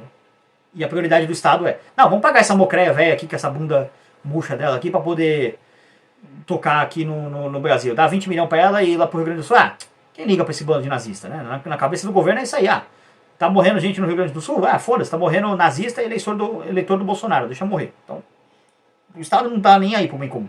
Se ele estivesse minimamente preocupado com o bem comum, todos os 111 helicópteros que tem das Forças Mamadas do Brasil, que não gosto de chamar de Força Mamada, né?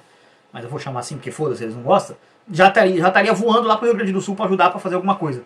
Porque tem gente que está presa dentro da própria casa, com água subindo, água no colchão já assim, no sofá, e gente dormindo ali naquela condição de água de chuva, água suja.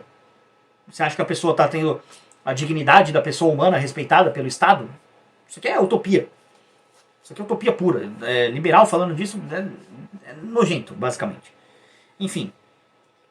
Um governo, ou mais amplamente, um Estado que não consegue, que não se preocupe com a sua principal tarefa, que é a de buscar o bem comum, a rigor não se justifica. E nenhum Estado se justifica. Porque a questão não é que ele busca o bem comum.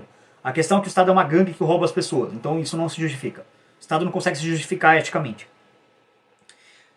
Para tentar assegurá-lo, o governo deve buscar harmonizar com base na justiça os diversos interesses setoriais, muitas vezes conflitantes. E não, isso também não acontece, porque o governo não harmoniza porra nenhuma. O governo, se paga ao governo e você consegue ter o seu interesse harmonizado e dane-se quem não pagou. Contudo, o bem comum não deve ser visto como um fim em si mesmo, porque seu valor está na busca pelos fins últimos das pessoas e aos de toda a criação. Deus, ensina João Paulo II na Centésimos Anos, 41, é o fim último de suas criaturas e por motivo algum se pode privar o bem comum de sua dimensão transcendente, que excede, mas também dá cumprimento à dimensão histórica. Uma importante implicação do princípio do bem comum é o da destinação universal dos bens, que, concretamente, nos convida a cultivar noções da economia e da política inspiradas em valores morais que nos permitem agir sem jamais perder de vista a origem, a forma de produção e a obtenção e a finalidade dos bens econômicos e dos frutos das ações políticas. A destinação universal dos bens encerra implicitamente a ideia do esforço comum, com os objetivos de estender a cada pessoa e a cada povo a possibilidade de desfrutar do desenvolvimento integral e de promover um mundo efetivamente humano, em que cada um possa simultaneamente dar e receber, e onde o sucesso de um não seja obstáculo ao sucesso de outros, nem pretexto para sua sujeição. Como podemos depreender, isso não tem nada em comum com as políticas assistencialistas, tão comuns em alguns países. Próximo tópico, a solidariedade. O processo de aceleração da interdependência entre os agentes econômicos que hoje presenciamos precisa ser acompanhado de atos concretos na mesma velocidade, no plano da ética social, por parte dos indivíduos, do Estado e dos chamados agentes intermediários, para que os avanços extraordinários experimentados pela atividade econômica não provoquem consequências indesejáveis, como, por exemplo, a exacerbação da distância que separa os ricos dos pobres, tanto em nível individual como no plano das nações, especialmente no provimento de igualdade de oportunidades. Isso aqui já é basicamente quase que socialismo, tá? Essa maior interdependência representa de fato várias formas de solidariedade e precisa transformar-se em relações que apontem para as exigências morais que devem enfeixar todas as relações humanas. Lembremos que solidariedade é uma virtude moral e não um mero sentimento de compaixão pelos necessitados. É uma determinação firme e perseverante de empenho efetivo pelo bem comum e eleva-se ao grau de virtude social ao se colocar na dimensão da justiça, virtude de dirigir essencialmente para o bem comum. E mencionemos ainda que, como qualquer virtude, ela deve ser interior, ou seja, necessariamente voluntária. Quando um governo tira de João para entregar a Pedro, isso não é solidariedade, é pura extorsão. E o governo pratica isso o tempo todo. E o governo extorque pessoas o tempo todo. E eu gostaria de entender qual que é a fixação que liberal tem com o Estado. O Estado existe para extorquir pessoas, ponto. Essa é a função social do Estado. Não tem nada de bem comum, nem nada disso. O Estado é uma máquina de roubar pessoas. Ele rouba dos pobres para dar para os ricos. É isso que o Estado é. O Estado é um Robin Hood às avessas.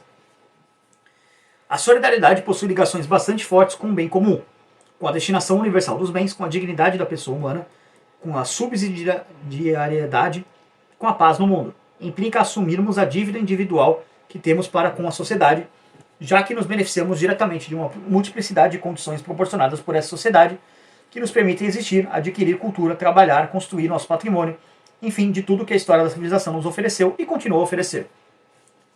Próximo tópico, a subsidiariedade. Está acabando já, tá? O livro. Ele termina na página 227. Na verdade, 229. Está na 219. Então faltam 10 páginas. Se você tiver um problema com seu vizinho de porta, o ideal é resolvê-lo sem recorrer ao síndico. Se a questão é no condomínio, o correto é levá-lo ao síndico e não à administração regional do seu bairro. Se o problema for do bairro, recorra à administração e não à prefeitura. Caso seja da cidade, para que recorrer ao governador se existe a figura do prefeito, que ganha para isso? Da mesma forma, ganha não, ele ganha dinheiro roubado. Ele é um receptador de dinheiro roubado, é um bandido. Da mesma forma, se as dificuldades são em um estado, deve-se buscar o governador e não o presidente do país.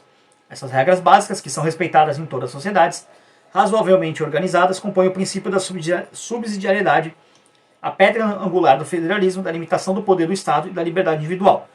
Isso aqui deveria ser aplicado, basicamente, sem o Estado, essa ideia. Porque não precisa. Você pode aplicar esse princípio com o Estado basicamente inexistindo. Você pode resolver esses problemas com instituições privadas. Isso aqui pode ser feito 100% por entidades privadas. Não tem necessidade de ter governo para isso. Resolver conflito, aplica a ética libertária em tribunais privados. Ponto. O referido princípio baseia-se na ideia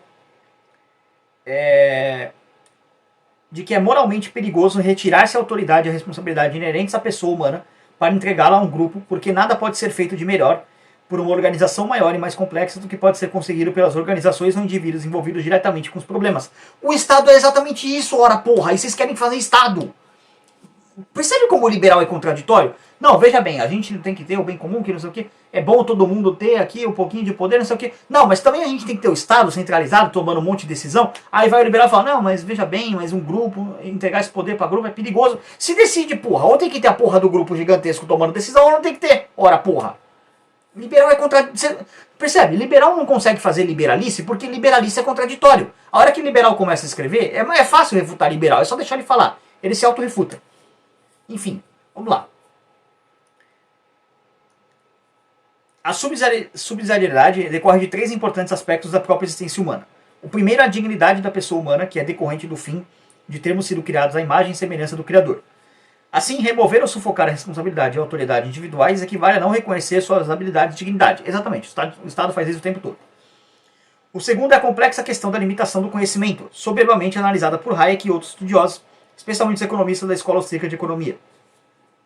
Como o conhecimento na sociedade é incompleto e apresenta-se sempre espalhado desigualmente, a negação do princípio da subsidiariedade, que ocorre quando as soluções dos problemas são passadas para o Estado ou para organizações hierarquicamente superiores, na prática acarreta uma ilusão de ótica, uma crença em um olho central que pode enxergar todas as coisas, conhecer todas as necessidades e demandas individuais, regular os setores envolvidos a contento e solucioná-las da forma socialmente correta. Ora, o planejamento central sempre fracassou e haverá de fracassar exatamente porque esse olho não apenas não existe, mas principalmente porque jamais poderá existir. Claro, aí o liberal defende que dê um planejamento central para a polícia e justiça para o Estado. Aí ele fala, não, confia, aqui vai funcionar. Tá. Cara, eu falo, liberal faz liberalice. Deixa liberal falar que liberal se refuta. Por fim, o terceiro aspecto que justifica a prática da subsidiariedade é a solidariedade com os pobres e menos favorecidos. Simplesmente porque as pessoas são mais do que meramente sua própria pobreza, por espelharem a imagem divina e a dignidade disso decorrente, a despeito de suas características, suas carências materiais. Os programas governamentais de transferências de renda, mesmo quando bem intencionados e bem gerenciados, só são capazes de enxergar as necessidades materiais. Além disso, os engarrafamentos quilométricos provocados pela burocracia, somados à insuficiência de conhecimento total dos problemas, impedem esses programas de atenderem todas as necessidades das pessoas humanas. Como a pobreza manifesta-se de várias formas, bastante complexas e às vezes muito distantes de mera falta de bens materiais, quem vive mais perto dos necessitados está necessariamente melhor posicionado em termos de conhecimento, não apenas para ajudar a resolver as necessidades materiais, mas para dar um tratamento mais adequado às demais.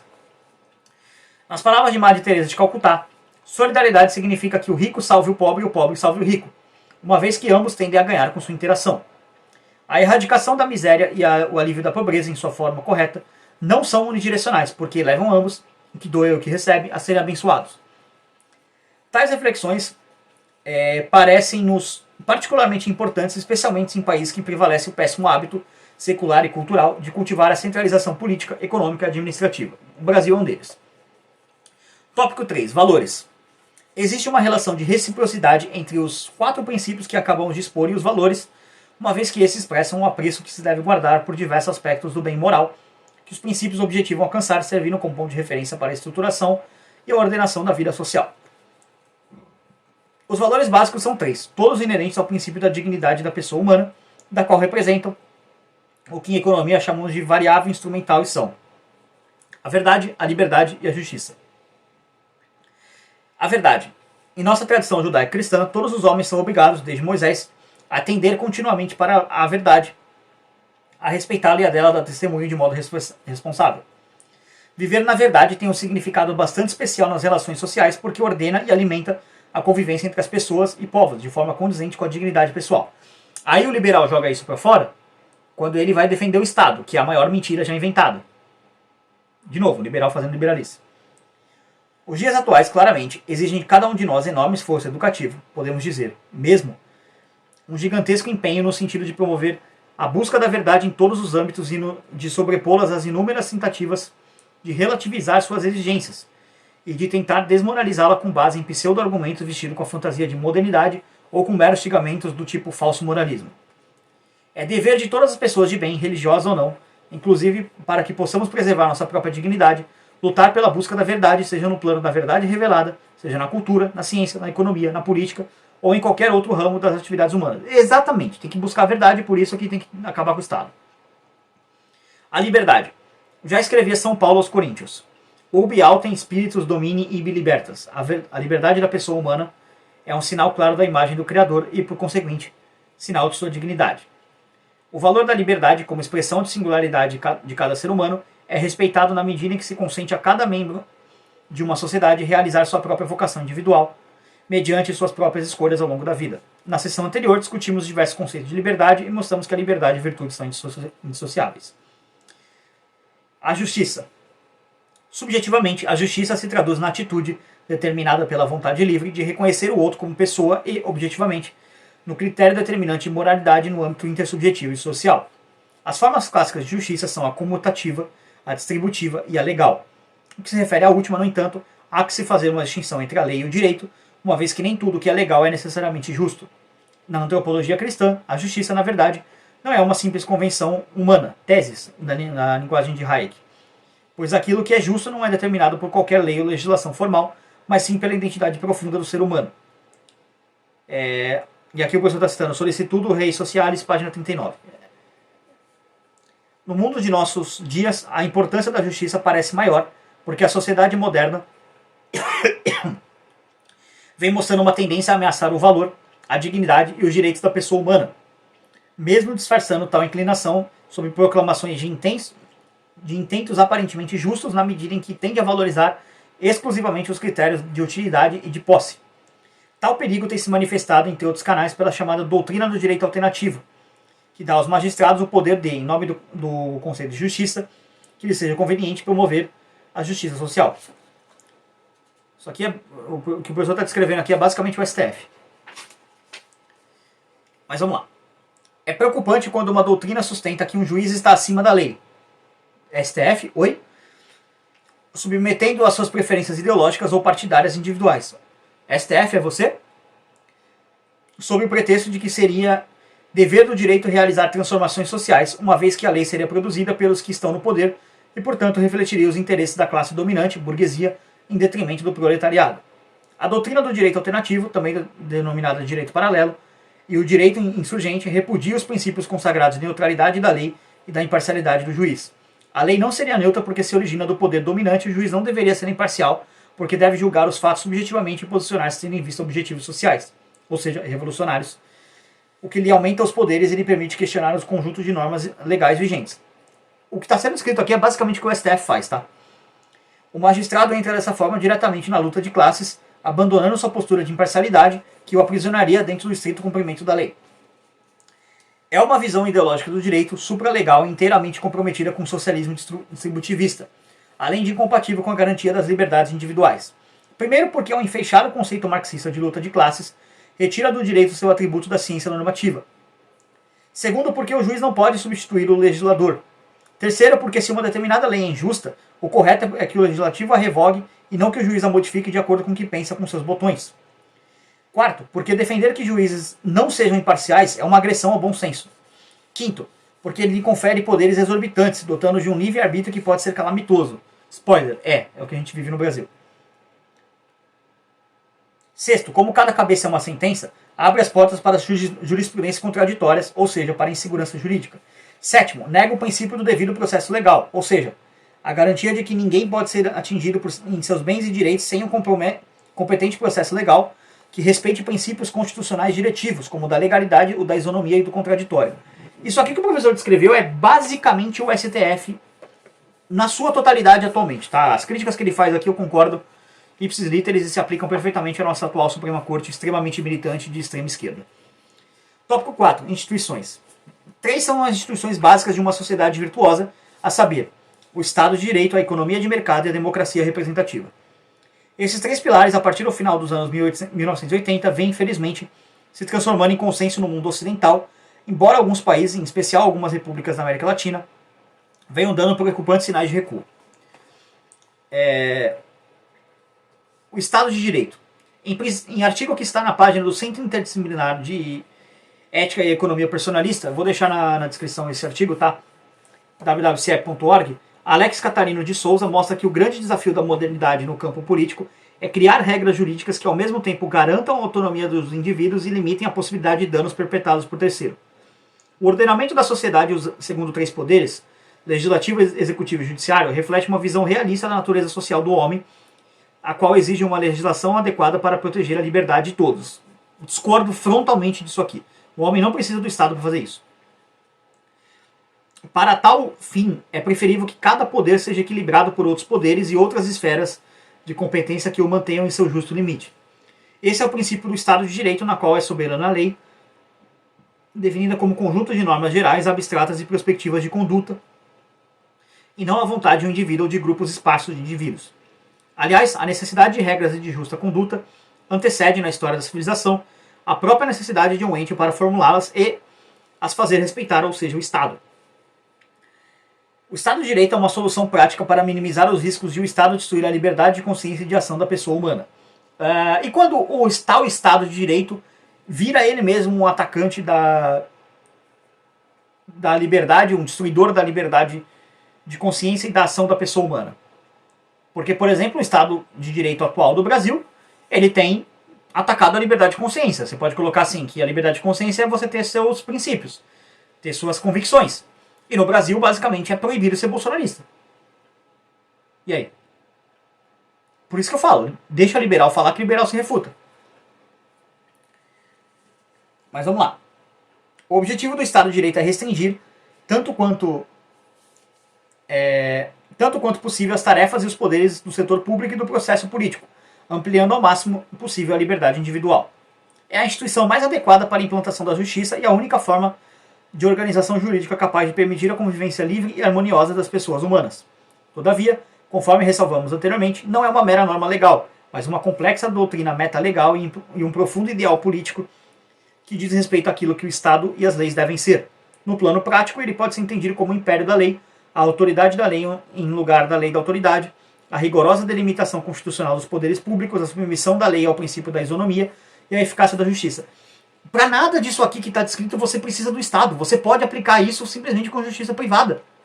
É isso que liberal não entende. Meu Deus do céu, velho. Você não precisa disso. Você pode aplicar todos esses princípios.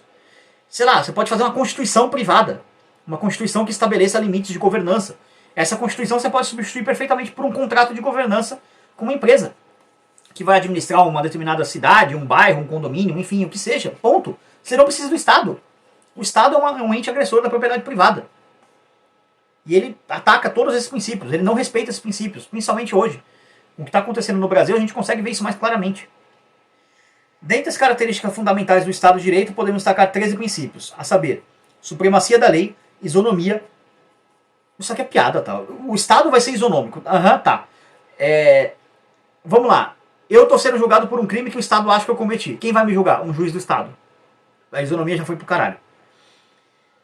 3. Ausência de privilégios. Políticos do Brasil são julgados por juízes que eles mesmos indicam. O princípio 3 já foi pro caralho. Supremacia da lei. Vamos pegar aqui um exemplo do primeiro. A lei, por exemplo, no Brasil diz que não se pode restringir a liberdade de expressão. Ponto. Está na lei. O Careca tem restringido a liberdade de expressão porque ele quer. Inclusive afastado garantias individuais de pessoas. Tipo o que ele fez com o Monark. Também já foi pro caralho, mas vamos lá. Vamos ver se o quarto aqui passa. Respeito aos direitos individuais. Cercear pessoas, calar ela, prender pessoas de maneira arbitrária, como foi feito no 8 de janeiro, é respeitar os Direitos individuais? Não, não é. O quarto princípio também já foi pro caralho. Quinto, aplicação da justiça. Justiça devido ao processo legal, presunção de inocência, julgamento justo. Algum dos presos do 8 de janeiro tá tendo um julgamento justo? Também já foi pro caralho. Tá ruim, hein? 5 de 13 e 5 já foram embora? 5 já foram embora? Vamos lá. Promoção e não transferência da responsabilidade individual.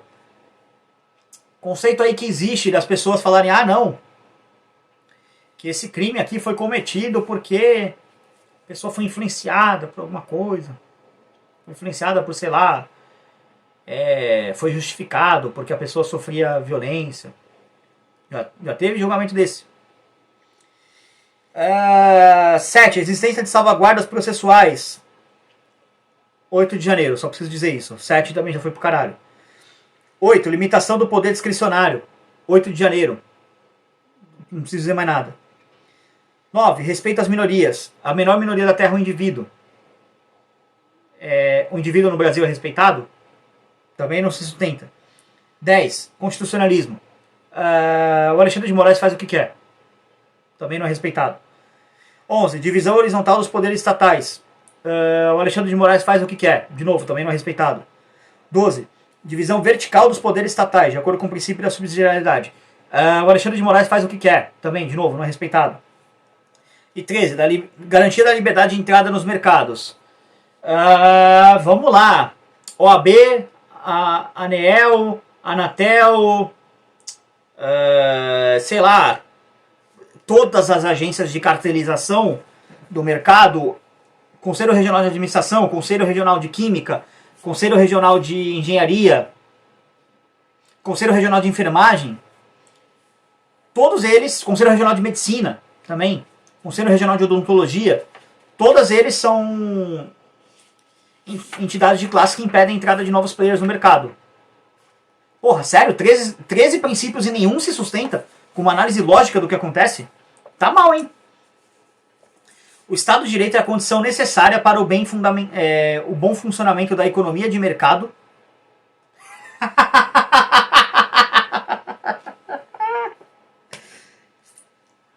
O Estado ajuda a economia a funcionar. Essa piada aqui é muito boa. Vou rir de ti. É só isso que eu tenho a dizer. Isso aqui é piada, tá? Isso aqui não é um argumento, isso aqui é piada. Isso aqui é stand-up, tá? Você conta isso aqui numa palestra com libertário e todo mundo vai rir. E para a instalação de uma democracia representativa que não se torne despótica. Spoiler, a democracia é despótica. Entretanto, o Estado de Direito não pode ser mantido sem realmente assegurar a efetividade da lei. Logo, a compreensão do verdadeiro significado do Estado de Direito exige o conhecimento do sentido preciso que damos ao conceito de lei. A economia de mercado. Tá acabando, tá? 224. Acabando 229. A abordagem austríaca de ordem de mercado pode ser sintetizada na firme posição de Hayek que não existe uma economia, mas um sistema extremamente complexo formado por milhares de economias interconectadas, que são famílias, as empresas e os negócios em geral, e que a ciência que estuda essas interconexões é a cataláxia ou cataláxia. Só que eu não vou entrar muito nisso aqui, porque isso aqui é bem complexo, e, spoiler, tem um capítulo só disso vai ter um capítulo só disso na leitura comentada da ação humana, que procura analisar as ordens espontâneas produzidas pelo mercado mediante as ações dos indivíduos e baseadas em normas de direito de propriedade, de respeito aos contratos e de obrigações. Uma das características essenciais de uma economia de mercado é a descoberta permanente que proporciona aos participantes, dado que o que constitui o processo de mercado é a ação humana, ao longo do tempo, real ou dinâmico, de milhões de indivíduos que nem se conhecem, sob condições de incerteza genuína, ou seja, não probabilística. A relação entre moral e economia é necessária e intrínseca. Atividade econômica e comportamento moral se complementam intimamente e a distinção entre ambas não significa a separação entre seus âmbitos, mas uma importantíssima reciprocidade. A dimensão moral de uma economia transforma em finalidades indivisíveis, não separadas e não alternativas, a eficiência econômica e a promoção de um bom desenvolvimento solidário. João Paulo II nos deixa uma defesa clara e veemente da economia de mercado nos centésimos anos. A atividade econômica, em particular a da economia de mercado, não se pode realizar num vazio institucional, jurídico e político. Pelo contrário, supõe segurança no referente às garantias de liberdade individual e da propriedade, além de uma moeda estável e serviços públicos eficientes. Não precisa de serviços públicos eficientes, não precisa nem de serviço público. Pode fazer tudo serviço privado. A principal tarefa do Estado é, portanto, a de garantir essa segurança de modo que quem trabalha e quem produz possa gozar dos frutos do próprio trabalho. Aí o Estado cria um imposto de renda e rouba as pessoas. Refutado. E, consequentemente, sinta-se estimulado a cumpri-lo com eficiência e honestidade. Imposto de renda desestimula as pessoas a trabalharem. Refutado de novo. A falta de segurança, acompanhada pela corrupção dos poderes públicos e pela difusão de fontes impróprias de enriquecimento de lucros fáceis, fundadas em atividades legais ou puramente especulativas, é um dos obstáculos principais ao desenvolvimento e à ordem econômica. João Paulo II, Carta Encíclica Centésimos Anos, Loyola, 1990, São Paulo, 1991, página 48, número 48, página 65. Especulação é bela e moral, tá? Não tem nenhum erro com especulação, é só tipo o Papa querendo colocar um valor moral aqui que não faz sentido. Deixa eu só arrumar o bonezinho aqui. Enfim. Na vida econômica em particular e na vida humana em geral, a primazia da moral é uma lei demonstrável e fundamental para a prosperidade. É um princípio filosófico e empírico que não pode ser violado. Quando isso ocorre, surgem os vícios morais, como a preguiça, a desonestidade, a corrupção, a coerção, a avareza, a apropriação do Estado por máquinas partidárias e tantos outros que, como traços, corroem pouco a pouco a sociedade. A democracia representativa, que é o... Deixa eu só confirmar aqui, mas acredito que seja o último tópico. O último tópico. Uma verdadeira democracia não se restringe ao mero respeito formal a certas regras nem à vontade da maioria, mas deve significar o resultado da aceitação dos valores inspiradores dos sentimentos democráticos mais autênticos. A dignidade da pessoa humana, o respeito aos direitos individuais e a assunção do bem comum como fim e critério regente da vida política. Para isso aqui não precisa de democracia, tá? Nada disso aqui precisa de democracia. Pelo contrário, a democracia é um flagrante ataque a tudo isso. Um dos maiores riscos a situação do bem comum como fim e critério regente da vida política. Tá, eu não tirei essa parte. Um dos maiores riscos para os atuais democracias consiste no relativismo ético. Liberal reclamando de relativismo ético. Tá. Que induz subjetivamente a negar a existência de critérios objetivos e universais para estabelecer o fundamento e a reta hierarquia de valores. Ora, ao negarmos a existência de uma verdade consagrada durante muitos séculos na civilização ocidental, é sério, liberais fazem isso o tempo todo. A tradição judaico-cristã para guiar e orientar a ação humana no campo político, entre as ideias e convicções, podem ser facilmente instrumentalizadas e utilizadas para fins de poder. Liberais permitem que isso aconteça, ora porra! Enfim, uma democracia sem valores morais sólidos que a fundamentem pode facilmente converter-se em totalitarismo aberto ou disfarçado, como a história é farta em demonstrar. A história é farta em demonstrar porque a democracia é um regime de transição para um regime totalitário. É a forma gradual de implementar um totalitarismo, porra. Eu falo isso direto. A gente hoje vive na era da democracia, da democracia totalitária. Ou, como eu prefiro chamar, totalismo democrático. É isso que a gente vive hoje em dia. A democracia é um regime de transição para o totalitarismo. Quando alguém fala assim, mas uma democracia sem valores morais sólidos pode facilmente converter-se em um totalitarismo aberto ou disfarçado. É a porra da natureza da democracia, ela serve para isso. Quando a democracia vira totalitarismo, ela simplesmente cumpriu o seu papel. Ponto. A democracia, como ensina a filosofia política da escola austríaca, é um ordenamento da ordem política e social, certamente aquele com menos defeitos que os homens descobriram no processo evolutivo das ordens espontâneas no plano político. Então, isso aqui está totalmente errado. Isso aqui é cuspir no legado do Rothbard e do Hope. Isso aqui é ignorar, por exemplo, o Ética da Liberdade, Democracia, o Deus que Falhou. Isso aqui é como se o professor aqui quisesse dizer que não existe libertarianismo na escola austríaca de economia. Isso aqui está errado em todos os níveis possíveis que algo está errado. Mas vamos lá. Mas ela não pode e nem deve servir como um fim em si mesmo. Peraí que eu me perdi aqui. Mas ela não pode e não deve ser vista como um fim em si mesmo, mas como um meio, um instrumento a serviço da dignidade da pessoa humana e do bem comum. A democracia realmente ela é um fim. Um fim para políticos roubarem as pessoas.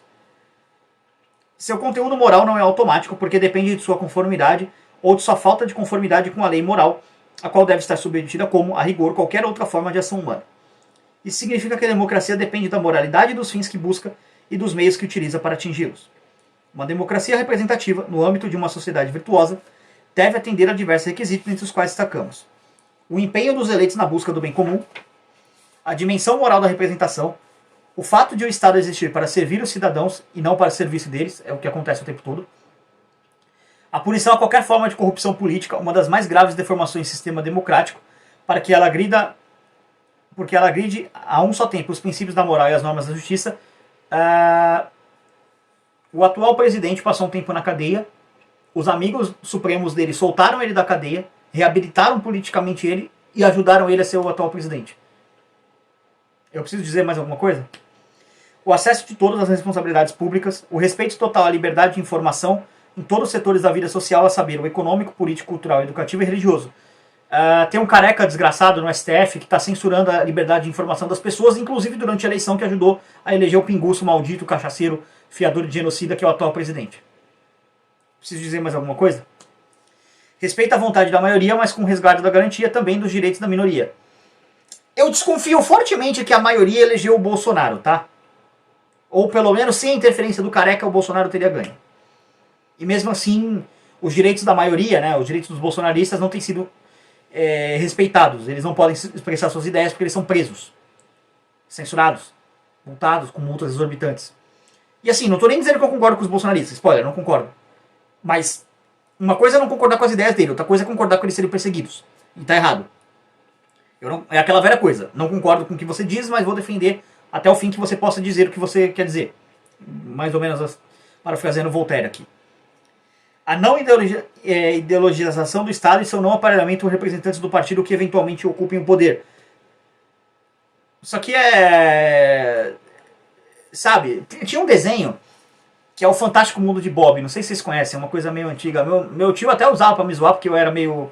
ficar imaginando alguma coisa assim. Tio, se você estiver vendo isso aí, um salve. Você não precisa me zoar pra caralho, mas hoje eu entendo. Isso aqui, cara, o que era esse moleque? Era um moleque que ele era meio...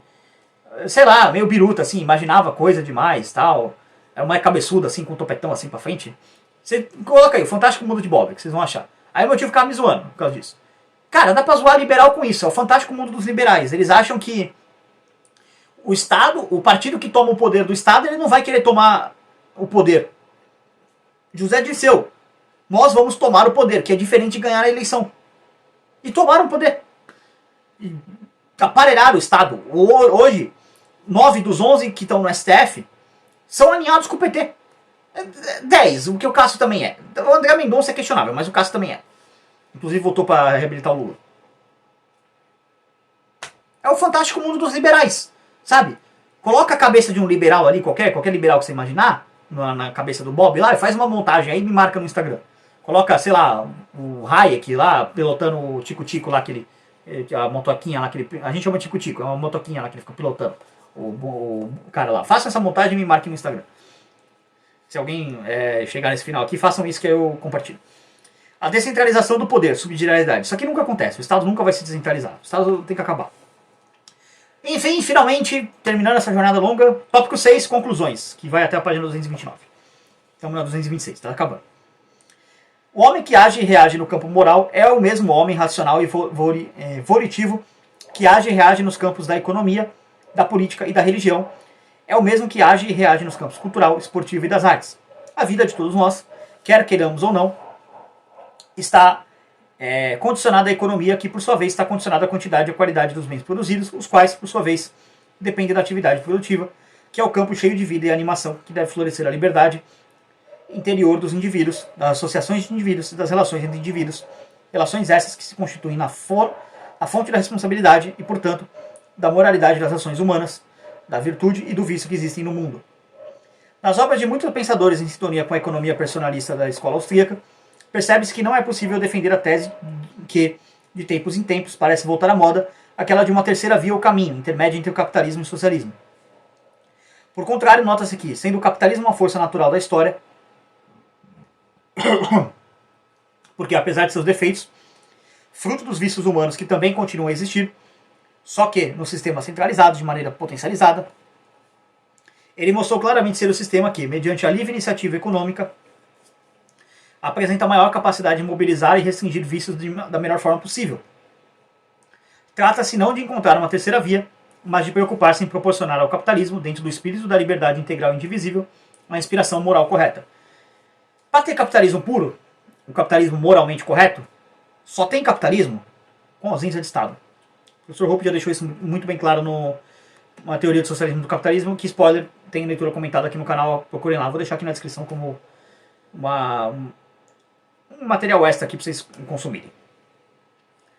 Uma visão da ação humana assim concebida pode ser capaz de formar um novos ordens Saer-Colum, acho que nova ordem circular, em cujo centro deve estar a liberdade integral e indivisível, a democracia ou liberdade política, a economia de mercado e a liberdade econômica, e o pluralismo ou liberdade religiosa e de opinião, ressaltando-se que essa última é a primeira das liberdades, porque é a fonte e a síntese das outras duas.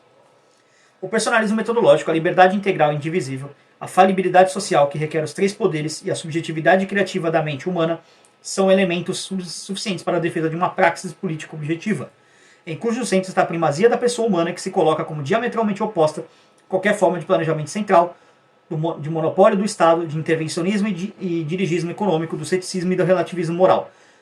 Monopólio do Estado, exceto na área de polícia e justiça, que é o que liberais defendem. De novo, liberais fazendo liberalice. Deixa o liberal falar que o liberal se refuta. Um problema prático importante é como proporcionar a economia personalista dentro do princípio universal da liberdade integral e indivisível as inspirações morais corretas de acordo com a tradição judaico-cristã. A resposta mais sugestiva parece ser a adoção do denominado princípio da subsidiariedade. Esse importantíssimo princípio, que está em perfeita harmonia com a tradição da economia personalista, com a escola austríaca, com a doutrina social reta e, portanto, com os fundamentos teóricos que comentamos anteriormente, exorta o Estado a abster-se de intervir em todas as questões que seja demonstrado que os indivíduos, as famílias, os grupos intermediários e as associações possam apresentar soluções superiores no sentido de proverem de modo autônomo as próprias necessidades, tais como escolas livres, empresas privadas, bancos e inúmeras outras instituições econômicas, sob pena de provocar um dano grave e uma deformação na ordem social moralmente correta. Os erros fundamentais, o fatal concept hayekiano, fatal concept, acho que seria assim, do estatismo são o de atribuir as atividades produtivas ao Estado em um sistema econômico que sufoca a liberdade de iniciativa privada e o de transferir o capital privado ao Estado, fazendo-o operar em setores pré-definidos da economia mediante as chamadas políticas públicas. A iniciativa privada não precisa esperar pelas benesses que caem do alto como o maná, distribuído por políticos e burocratas. Assim, sejam eles democráticos ou autoritários, pois ela, movida por uma fundamentação moral mais sólida, como analisamos, tem muito mais condições de proporcionar padrões de resultados econômicos mais conformes à dignidade humana do que as ações estatistas mascaradas pelo rótulo politicamente correto de políticas públicas. Como afirmou Luigi Sturzo, referindo-se à questão da educação na Itália. Aqui está em italiano, então eu vou ler direto em português. Se as escolas na Itália não são livres, os italianos também não serão. Eles serão servos do Estado, do partido, das organizações privadas ou públicas de todos os gêneros. A escola verdadeira, livre, alegre, cheia de entusiasmo juvenil, desenvolvida em um ambiente adequado, com professores empenhados na função nobre de educadores, não pode germinar na atmosfera pesada criada pelo monopólio burocrático estatal. Tradução nossa. Aqui o professor adicionando que foi ele que me traduziu. O raciocínio é rigorosamente o mesmo se, ao invés de escolas, pensarmos em fazendas, indústrias, escritórios, previdências, saúde ou qualquer outra atividade produtiva. Produtiva, não política. E aqui eu coloco justiça, segurança, polícia, tribunais. Por que para aqui? Por que uma coisa é válida e a outra não? Liberal fazendo liberalista, se contradizendo. Mas enfim, vamos continuar. Na base do princípio da subsidiariedade, uma hora eu acerto essa palavra, repousa uma certeza, a de que, entre o estado frio e impessoal e o indivíduo abandonado a si mesmo, existe uma primeira linha de defesa que é encontrada nos agentes intermediários, nas pequenas células, nos bolsões vitais, como soem ser as famílias, as empresas, os negócios, as escolas, as associações, as igrejas, cujo propósito é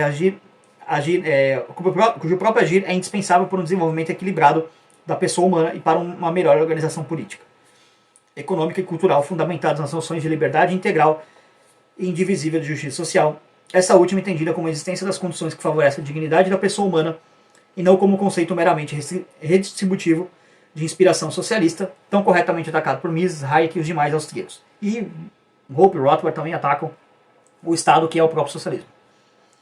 Uma interessante aplicação do importante princípio da subsidiariedade, que vem representando uma resposta bastante satisfatória ao aparente conflito entre a conciliação de interesses sociais e interesses individuais, em conformidade com a tradição da economia personalista dos austríacos e com a teoria do livre mercado derivada das encíclicas de João Paulo II, é a experiência das denominadas economias alternativas, que começam a germinar a partir do início dos anos 90 no mundo católico.